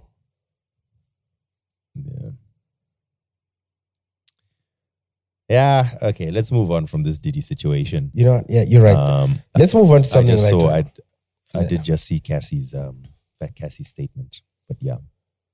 More fire. Heart and loves to Cassie, please. You know, then it's time to cleanse our planets. Hold on. All right, well, we've got to talk about this because this is something that we're all talking about this morning. 700 Kyles in Kyle, Texas, but it still wasn't enough Kyle.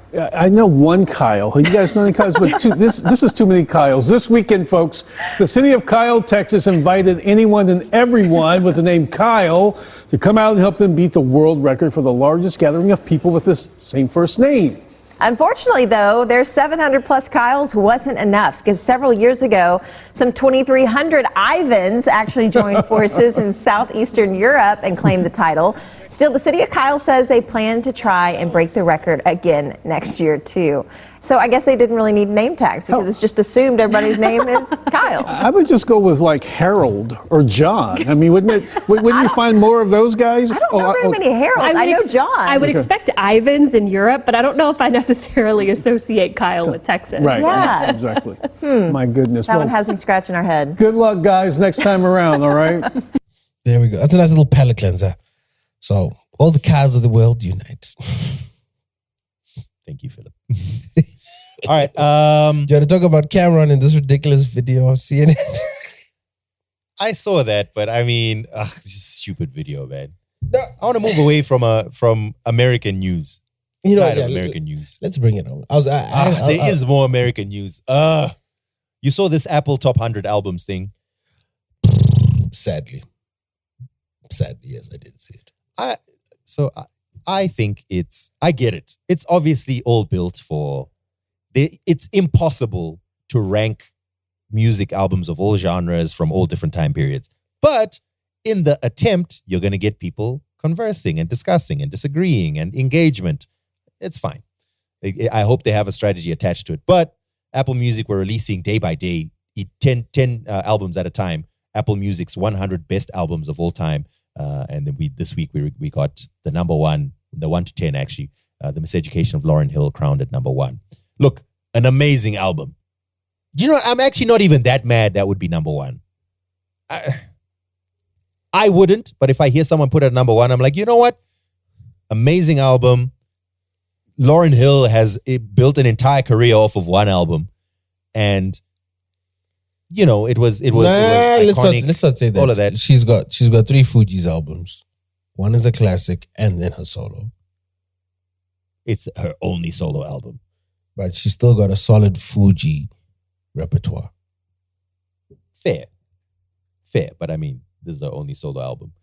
But anyway, congratulations to Lauryn Hill. Someone said that the only reason they gave it to Lauryn instead of Michael, by the way, Michael Jackson's Thriller was number 2, was because they could surprise Lauryn with the album, but they can't surprise Michael. No, but also the biggest gripe I have with this list is, especially towards the top, is the albums they chose aren't even the best albums from those artists.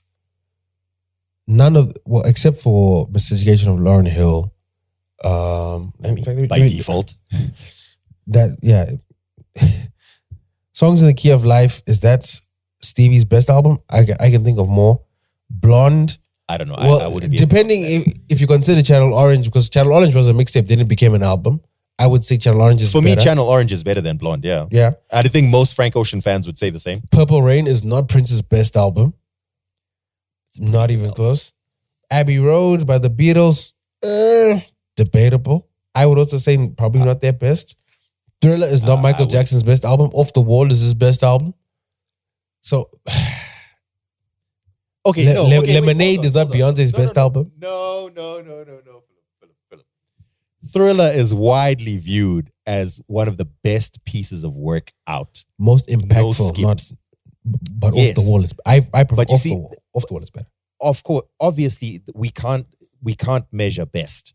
So best has to mean different things here. Most impactful could be best. But anyway, Purple Rain, very highly ranked among Prince albums. Many people should have said that it should actually have been above Thriller. Mostly Kendrick fans. Okay? Thriller, incredible album. It's completely understandable why someone may say, I prefer this album or that album. But I think almost unanimously, if people would say objectively, let's not talk about what's your favorite. Let's say objectively, what's Michael Jackson's best album? I think most people would say Thriller. But again, you can't say best because everyone's going to have a different yardstick for that. But then I think it's then fair to say, fine, obviously this is all subjective. People are making their own decisions about what they like and da-da-da-da. But like, for example, let me pull up the list here. Apple Music. Yeah, like, so for example, Frank Ocean's Blonde. Look, great album. I kind of like Frank Ocean's music. This is a great album. But if I were to choose which one is objectively a better album, I think most people who are fans of Frank Ocean and who like Frank Ocean would say, I think Channel Orange is a better album. I think most people who are fans of Prince would, obviously everyone will have different favorites, but I think most people would objectively say Purple Rain is his best album.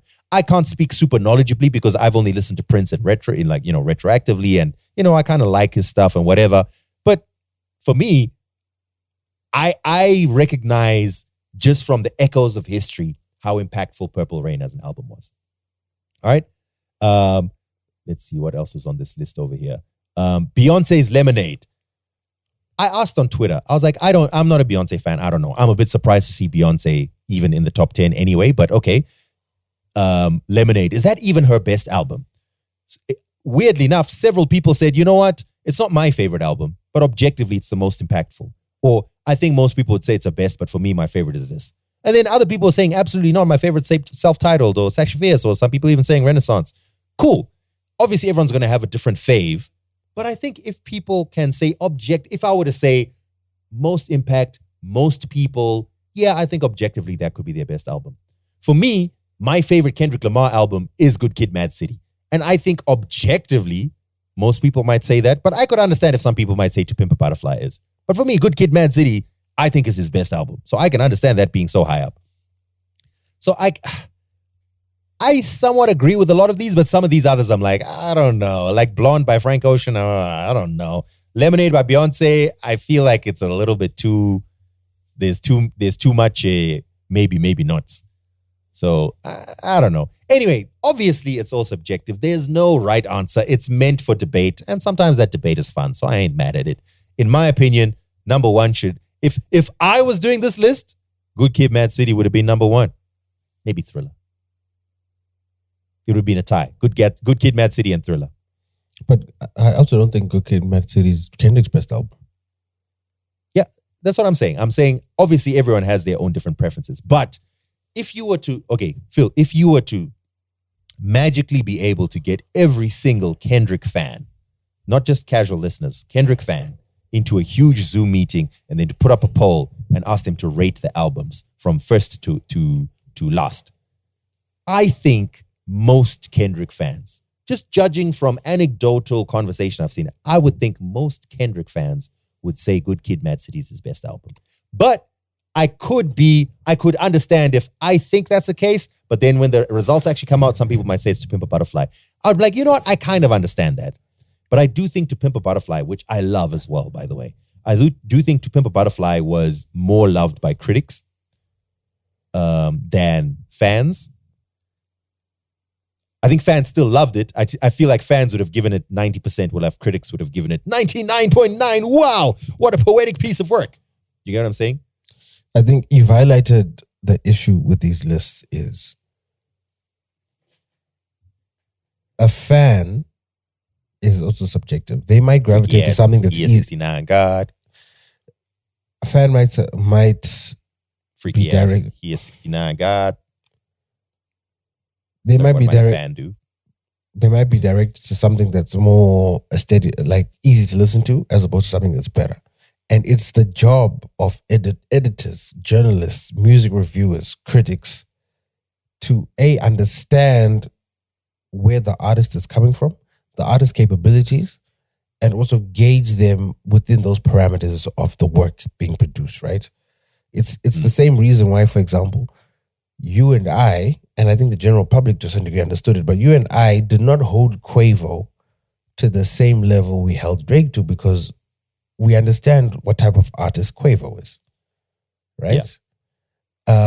So even though he got washed by a singing dude, we're like, yeah, we kind of expected that. Like, we've heard you rapping before.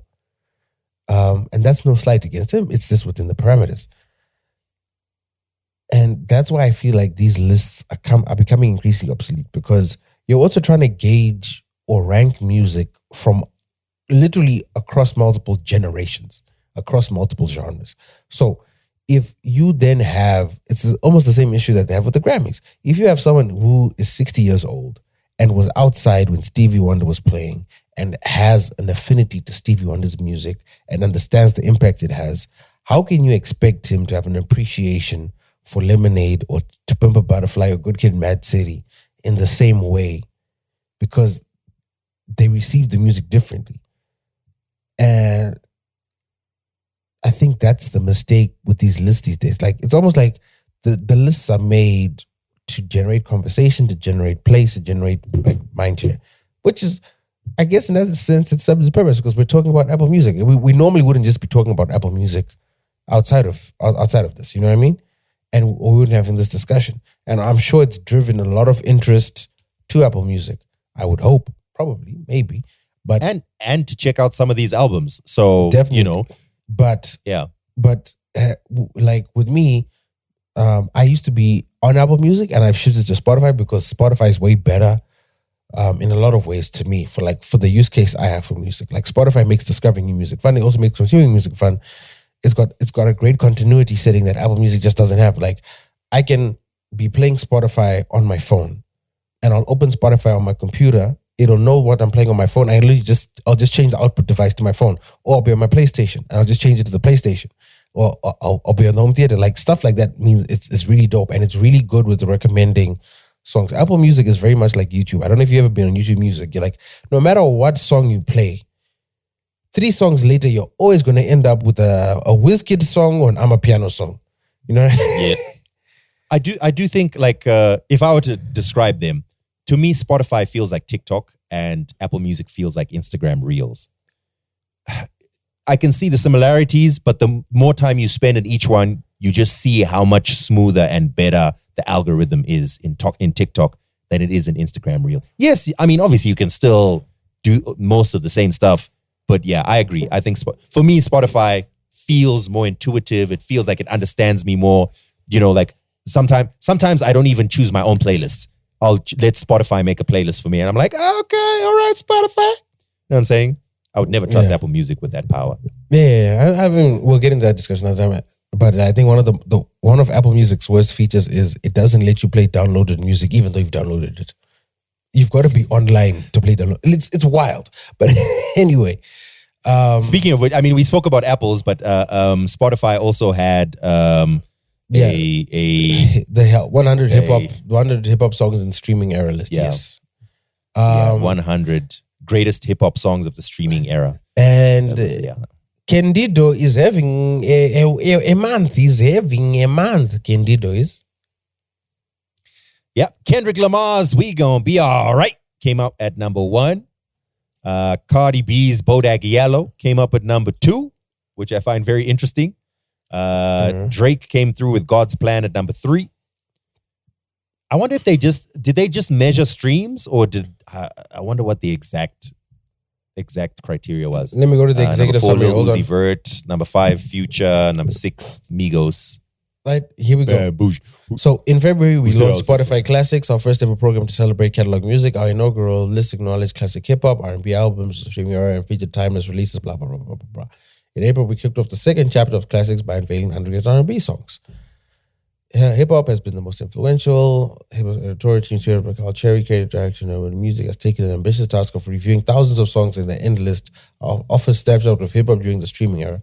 Spotify Classic is 100 qualitative. It's qualitative, Dan. It's not quantitative, it's qualitative. The criteria for the lists are based on the quality, impact, replay value, influence, and cultural significance. The program is driven by our editors, music, and cultural experts, not by data, meaning that big streaming numbers were not a requirement to make the list. And that is why this list is a sham, because our appeals should be on it. Speaking of which, while we're on the issue of lists, this week we were hit with another list.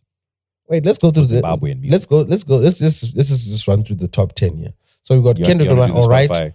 I think that's fair. Bodak Yellow, God's Plan, Future, March Madness, Lil Uzi vs. Extra Life. I'm not mad at that. Migos, Bad and Bougie. At number 7, we got Travis Scott with Sicko Mode, Shake West, Mo Bamba, Pop Smoke, Dior, 10, Juice WRLD, Lucid Dreams. I'm not too mad at this list, to be honest. I'm not really mad at it. You know, I kind of like, you know, that's the thing. Like, if you do it, like every list is subjective, but if you do it well enough, like you can see, okay, you know what, I wouldn't, but I understand. The Apple list, I was like, people can be like, I kind of see where you're coming from, you know? Yeah, I felt that way as well with the Spotify list. But I want to do this Zim list, Phil, and I want to see how you feel about it. So there's a company called Viberate Analytics. They do music data analytics all over the world and whatever. Mm-hmm. So I don't know why this came out this week. I assume someone must have just done Zimbabwe, or maybe they released a Zimbabwe list. I don't know. No, you can why just it search. You can bring it up. Yeah, I know you can bring it up, but I'm wondering why specifically this week it became a trending conversation. Anyway, so in this Viberate Analytics, it basically ranks the most popular across all streaming platforms, the most popular Zimbabwean artists. At the top is Ja Praiser. They gave him a ranking of 286,600. Far below him, over 100,000 below him, was Night Freak, coming in at number 2 with 179,000. And then Winky D came in at number 3, shortly behind Night Freak. So that's the top 3. Ja Praiser, Night Freak, Winky D. You know what? I looked at that and I was like, you know what? I can imagine that being the case. It's just that I would imagine Night Freak is being streamed from outside Zimbabwe more than he is being streamed inside Zimbabwe. But fair enough. Cool. I would love analytics that show someone's being streamed from within Zimbabwe's borders. And if you can count in diaspora as well, but I don't know how you would tell that they're Zimbabwean. And then the list gets interesting because there's a gospel group called The Unveiled coming in at number 4. Again, I can understand it. Zimbabwe is very big on gospel. Number 5 was Holy 10. 6 was Freeman HKD. 7, Minister Michael Maendere. 8, Prophet T. Freddy. Really? Dokas Moyo, who seems to win awards at every Nama. Who's number 10, Philip? I'm not looking at the list. You gotta tell me. Okay. I just don't know how to say that. Papi THBK. Papith BK. I don't know who that is. Okay, give me a Zim artist. There's 300 people on this list, Phil. I'll let you know what number they are.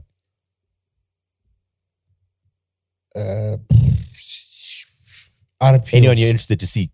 Not Peels. Really. Okay. I can bring it up. It's also like the way Viberate Our Peels works, is at number 134.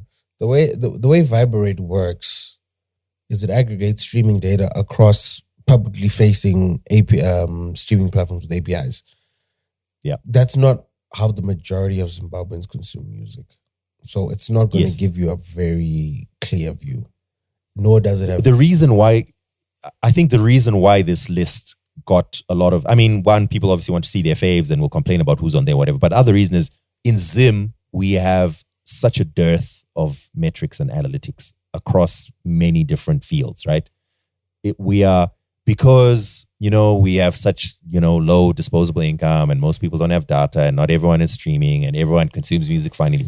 it's so difficult to get any kind of data. So you're right, Phil. This is the closest that we have to any kind of objective data in a long time. But obviously, we take into account that it doesn't include so many other ways music is consumed. Give me someone else besides our Peels. Let me put Gemma. Gemma is number 20. Let me put K-Chaps. K-Chaps is number 24. Tammy Moyo is number 27. Takura is number 37. I hope it's because he's been quiet for a while, because I'd expect him to be higher. Exquisite, number 41. Aywa, it's time to drop an album, my friend. Kiki Badass, number 45. Natty O, number 46. Guys. It would be good to also know when this is being measured from. Is this like as of this very moment or Alpha? Volts JT, number 11. Saint Flo, number 12. Let me see if I still have my login for Vibrate. Give me a second. Who else should I search for? I'm going to search for who have we interviewed on this podcast, Philip? Are you searching the report, or are you searching Vibrate itself? Simba Tags. Simba Tags 174.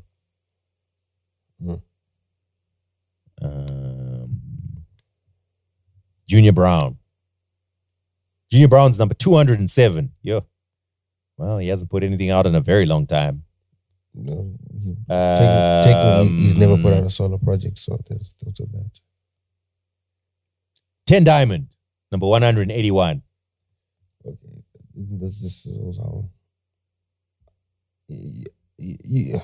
Dude, am I gonna have to say it then, or are you gonna say it? What? It's bad when an artist who hasn't released music in almost a decade is even appearing on the list in any form or fashion. There's something that you once said which was very damning of the Zim music industry, which was you can't take, like when someone celebrates being on the Apple Music charts, you can't take that seriously because the sample data is so small that if you got you and all your friends to sit down and press play on it and let it repeat maybe 3 times, you could jump up to number 1. That being said, if someone is like, you know who I haven't listened to in a while? I'm going to listen to 10. That could jump him up the ranks significantly, which is ridiculous because we obviously have such small sample data. Anyway, it was interesting to just see the list and see people's discussions about it. Philip, I'm going to ask that we start considering the end of this podcast approaching. Why, Dan? We have so much more here to discuss. Yeah, we can discuss in the group with our patrons. Oh, okay. No, before we go, I finished X-Men. Oh my God. My God. Did you finish it? Yes, I finished it. My God. My God.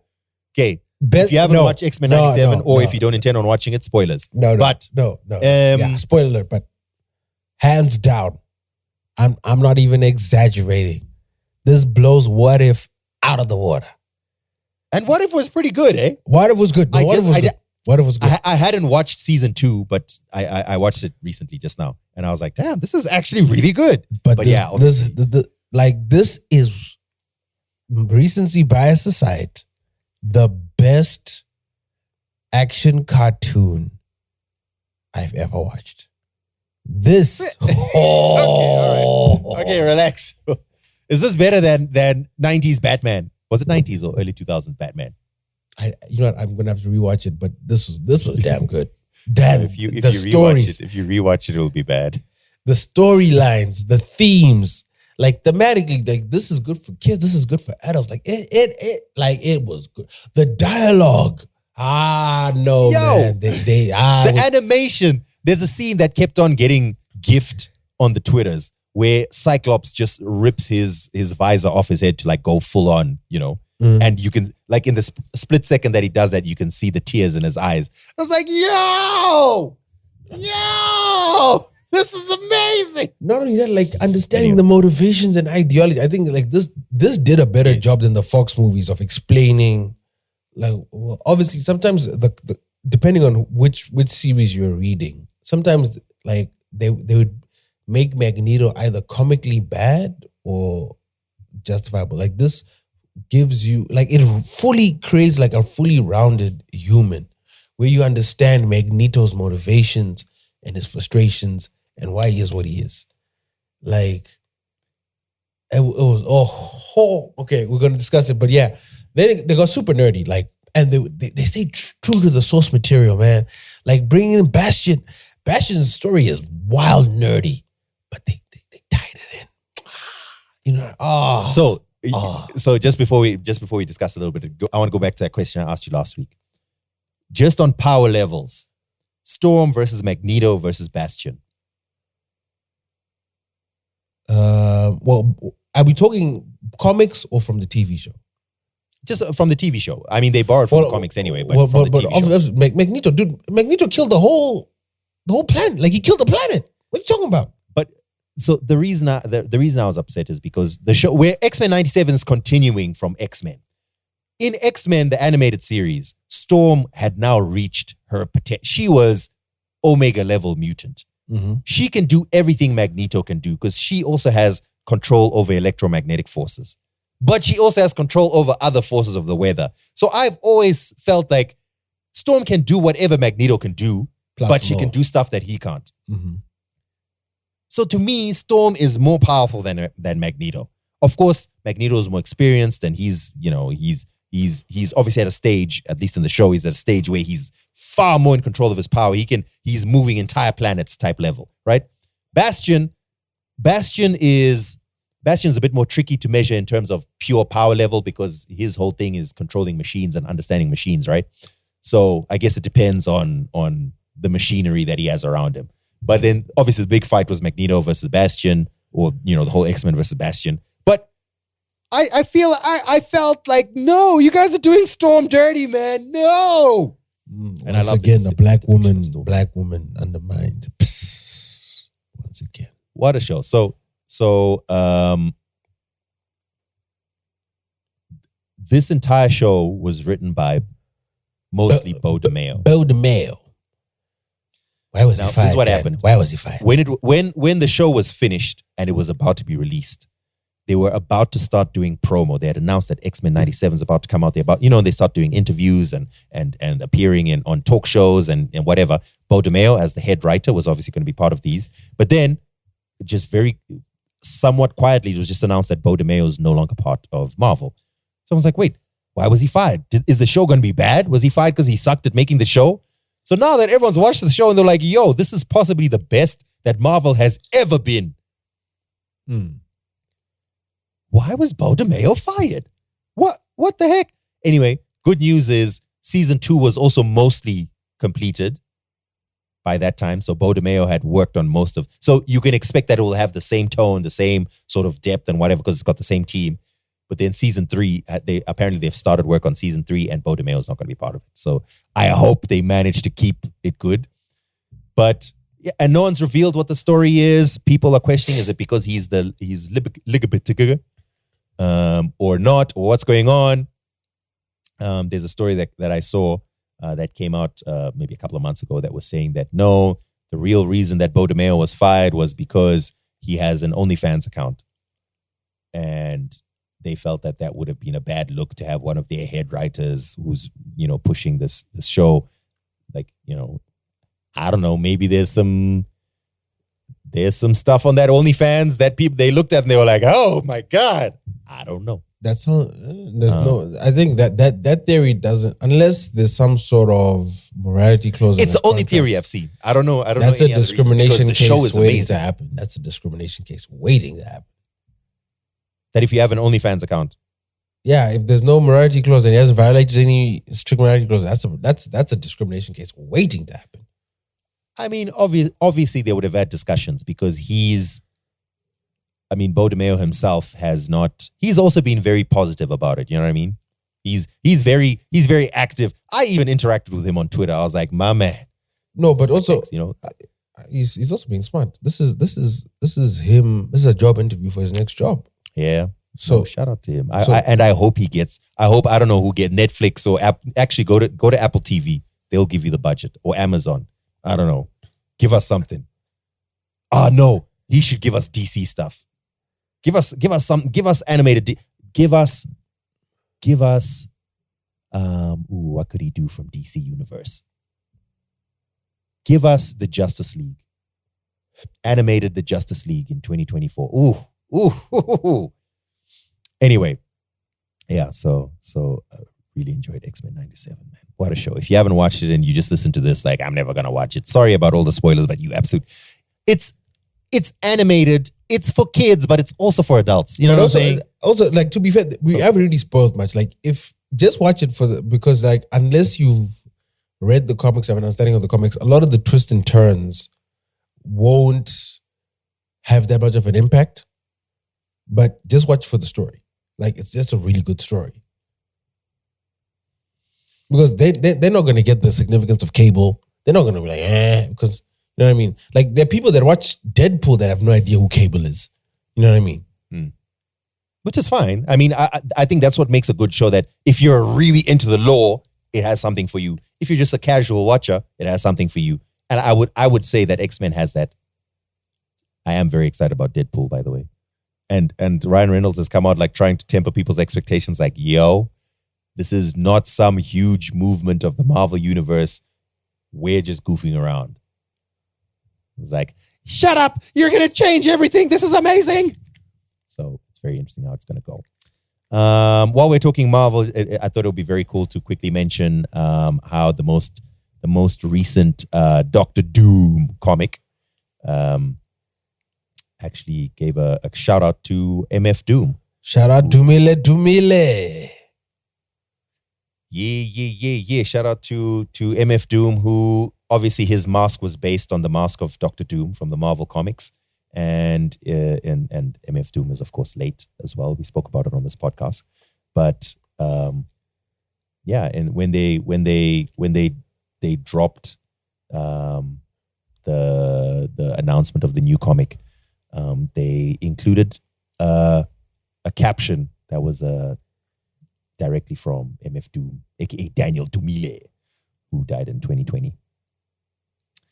So yeah, shout out to Marvel for, you know, recognize it. You wouldn't expect them to. It's cool that they did.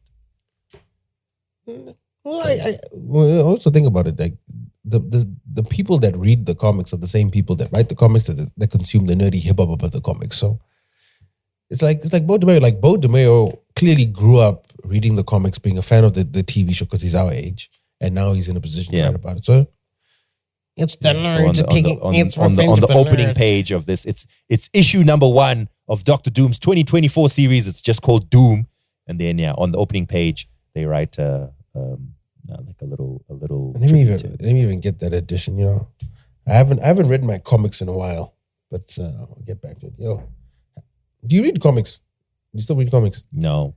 My foray into the world of comic books was almost purely through the surrounding entertainment, like the surrounding culture, like the animated shows, the movies, the discussions, the games. I very rarely read any of the comics.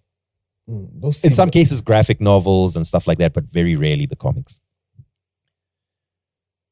So yeah, I think that's pretty much it. Girlfest happened this past weekend. I guess it looked packed, yo. If Duke and Slay is Fiesta, Girlfest is Unplugged. I don't know if that's an accurate representation. But yeah, apparently it was packed. Apparently it went really well. Apparently everyone was like, oh my God, it was amazing. And I felt so safe because there were no men. Obviously we were not there. But I read a review of it of a guy who was there, but you know, as part of the artist's entourage. Yeah, so I thought, I don't know. I read that everything went really well and it was dope. And shout out to everyone who's doing that. And shout out to the review that was put up on Greedy South by Tafadzo Madzik. I know someone who went there, and I thought about calling them, but yeah, it's someone married, and calling them at this time, it's just like, ugh. Something to hide. Cool. Sure. Anyway, I think that's pretty much it. I don't know if there's anything else you want to add, Philip, before we shut things down. New music from Sun. New music from Sun. New music with from the video as well. Dope video.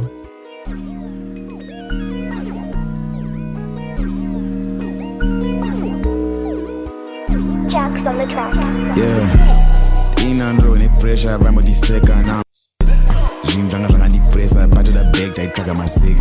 Grind tanga ba dendi no buda maxendi jitoka na 6. Bye defense and I got to stand on business. Bad time uno aneta you I shake out you. Anzi akazvitemba akandidena achazvirega you. Vachandidemba vachamuchema you. Last time achanditanga asi pressure asanopenga you. 4-4-2 formation, but I ain't playing. But I'ma get. Wango set a location. What are you saying? I'm ready to step. OG had to be patient. I'm in the game, y'all said I'm a fix. OT on vacation. I'm in the baby, she got my shits. Yeah, okay. She got my play. One hand did it by phone right now. Yeah. That's a bop. Also, Denim Woods dropped an EP. Yep. Did you sample it? I just the one single. Hold on, let me see if I can remember what it was called. Which it sounded dope. I like Denim Woods. I like his style. Although someone in our group did mention that, yeah, he sounds like he's trying to be American. Like I get that. I get that. Yeah. I listen to Pops and Bangs, but I will sample the whole EP. So the question I do have for that is like, especially with hip hop. There are times when someone has like very clear influences, like even Sun is very clearly very influenced by Travis Scott, but he's trying to make it his own, with his own inflections, own flow, and then obviously with Shona, the same thing with Denim Woods. But also, it's very difficult to say what is Zimbabwean hip hop because Volts, Bling, even Only to a certain degree. They're rapping over trap beats, American sounding beats. The only difference is they're doing it in Shona. Yeah. You know what I would say? I would say, okay, we can discuss the logic here, but you won't logic a person's feelings. I can understand someone who feels like, I don't know, man. Even if it sounds good, just the knowledge that this is a Zimbabwean and they sound American makes me not enjoy it.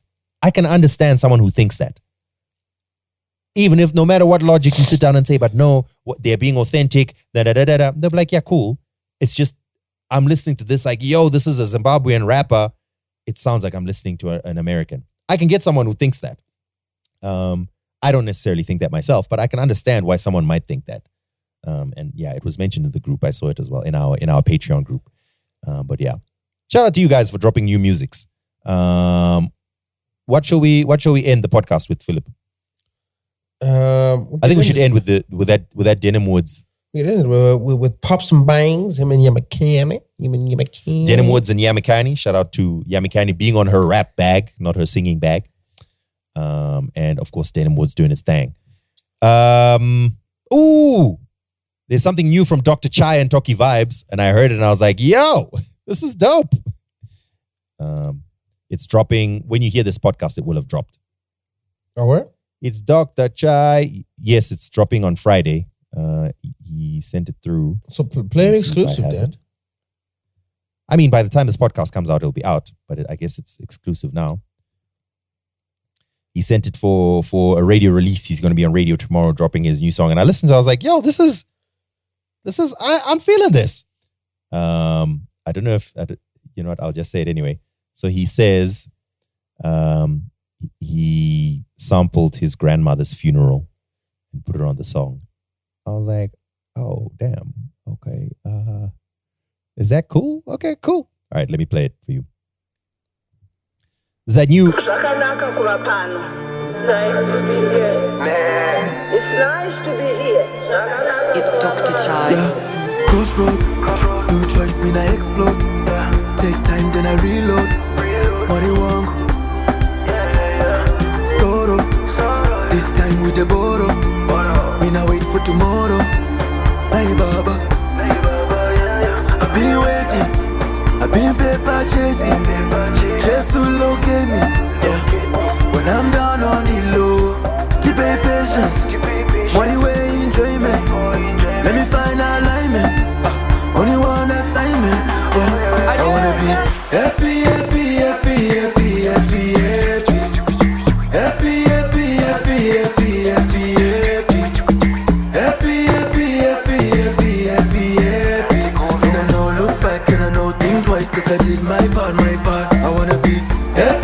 happy, happy, happy, happy, happy.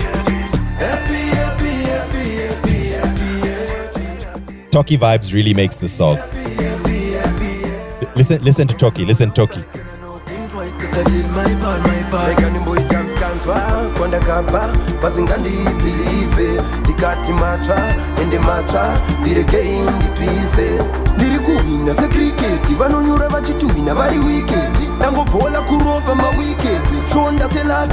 Alright. It's dropping on Friday. That's that new Dr. Chai and Toki Vibes. It's called Happy.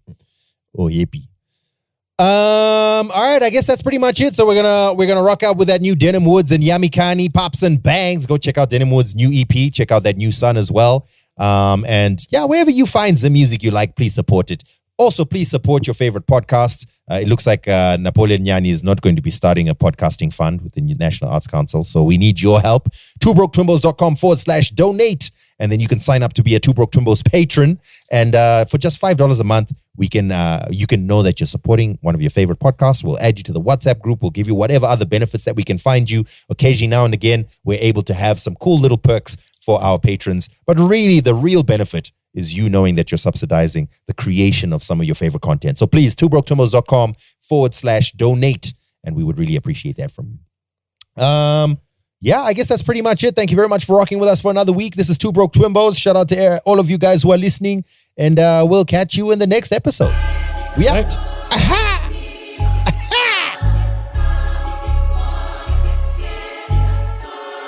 Garth, the producer.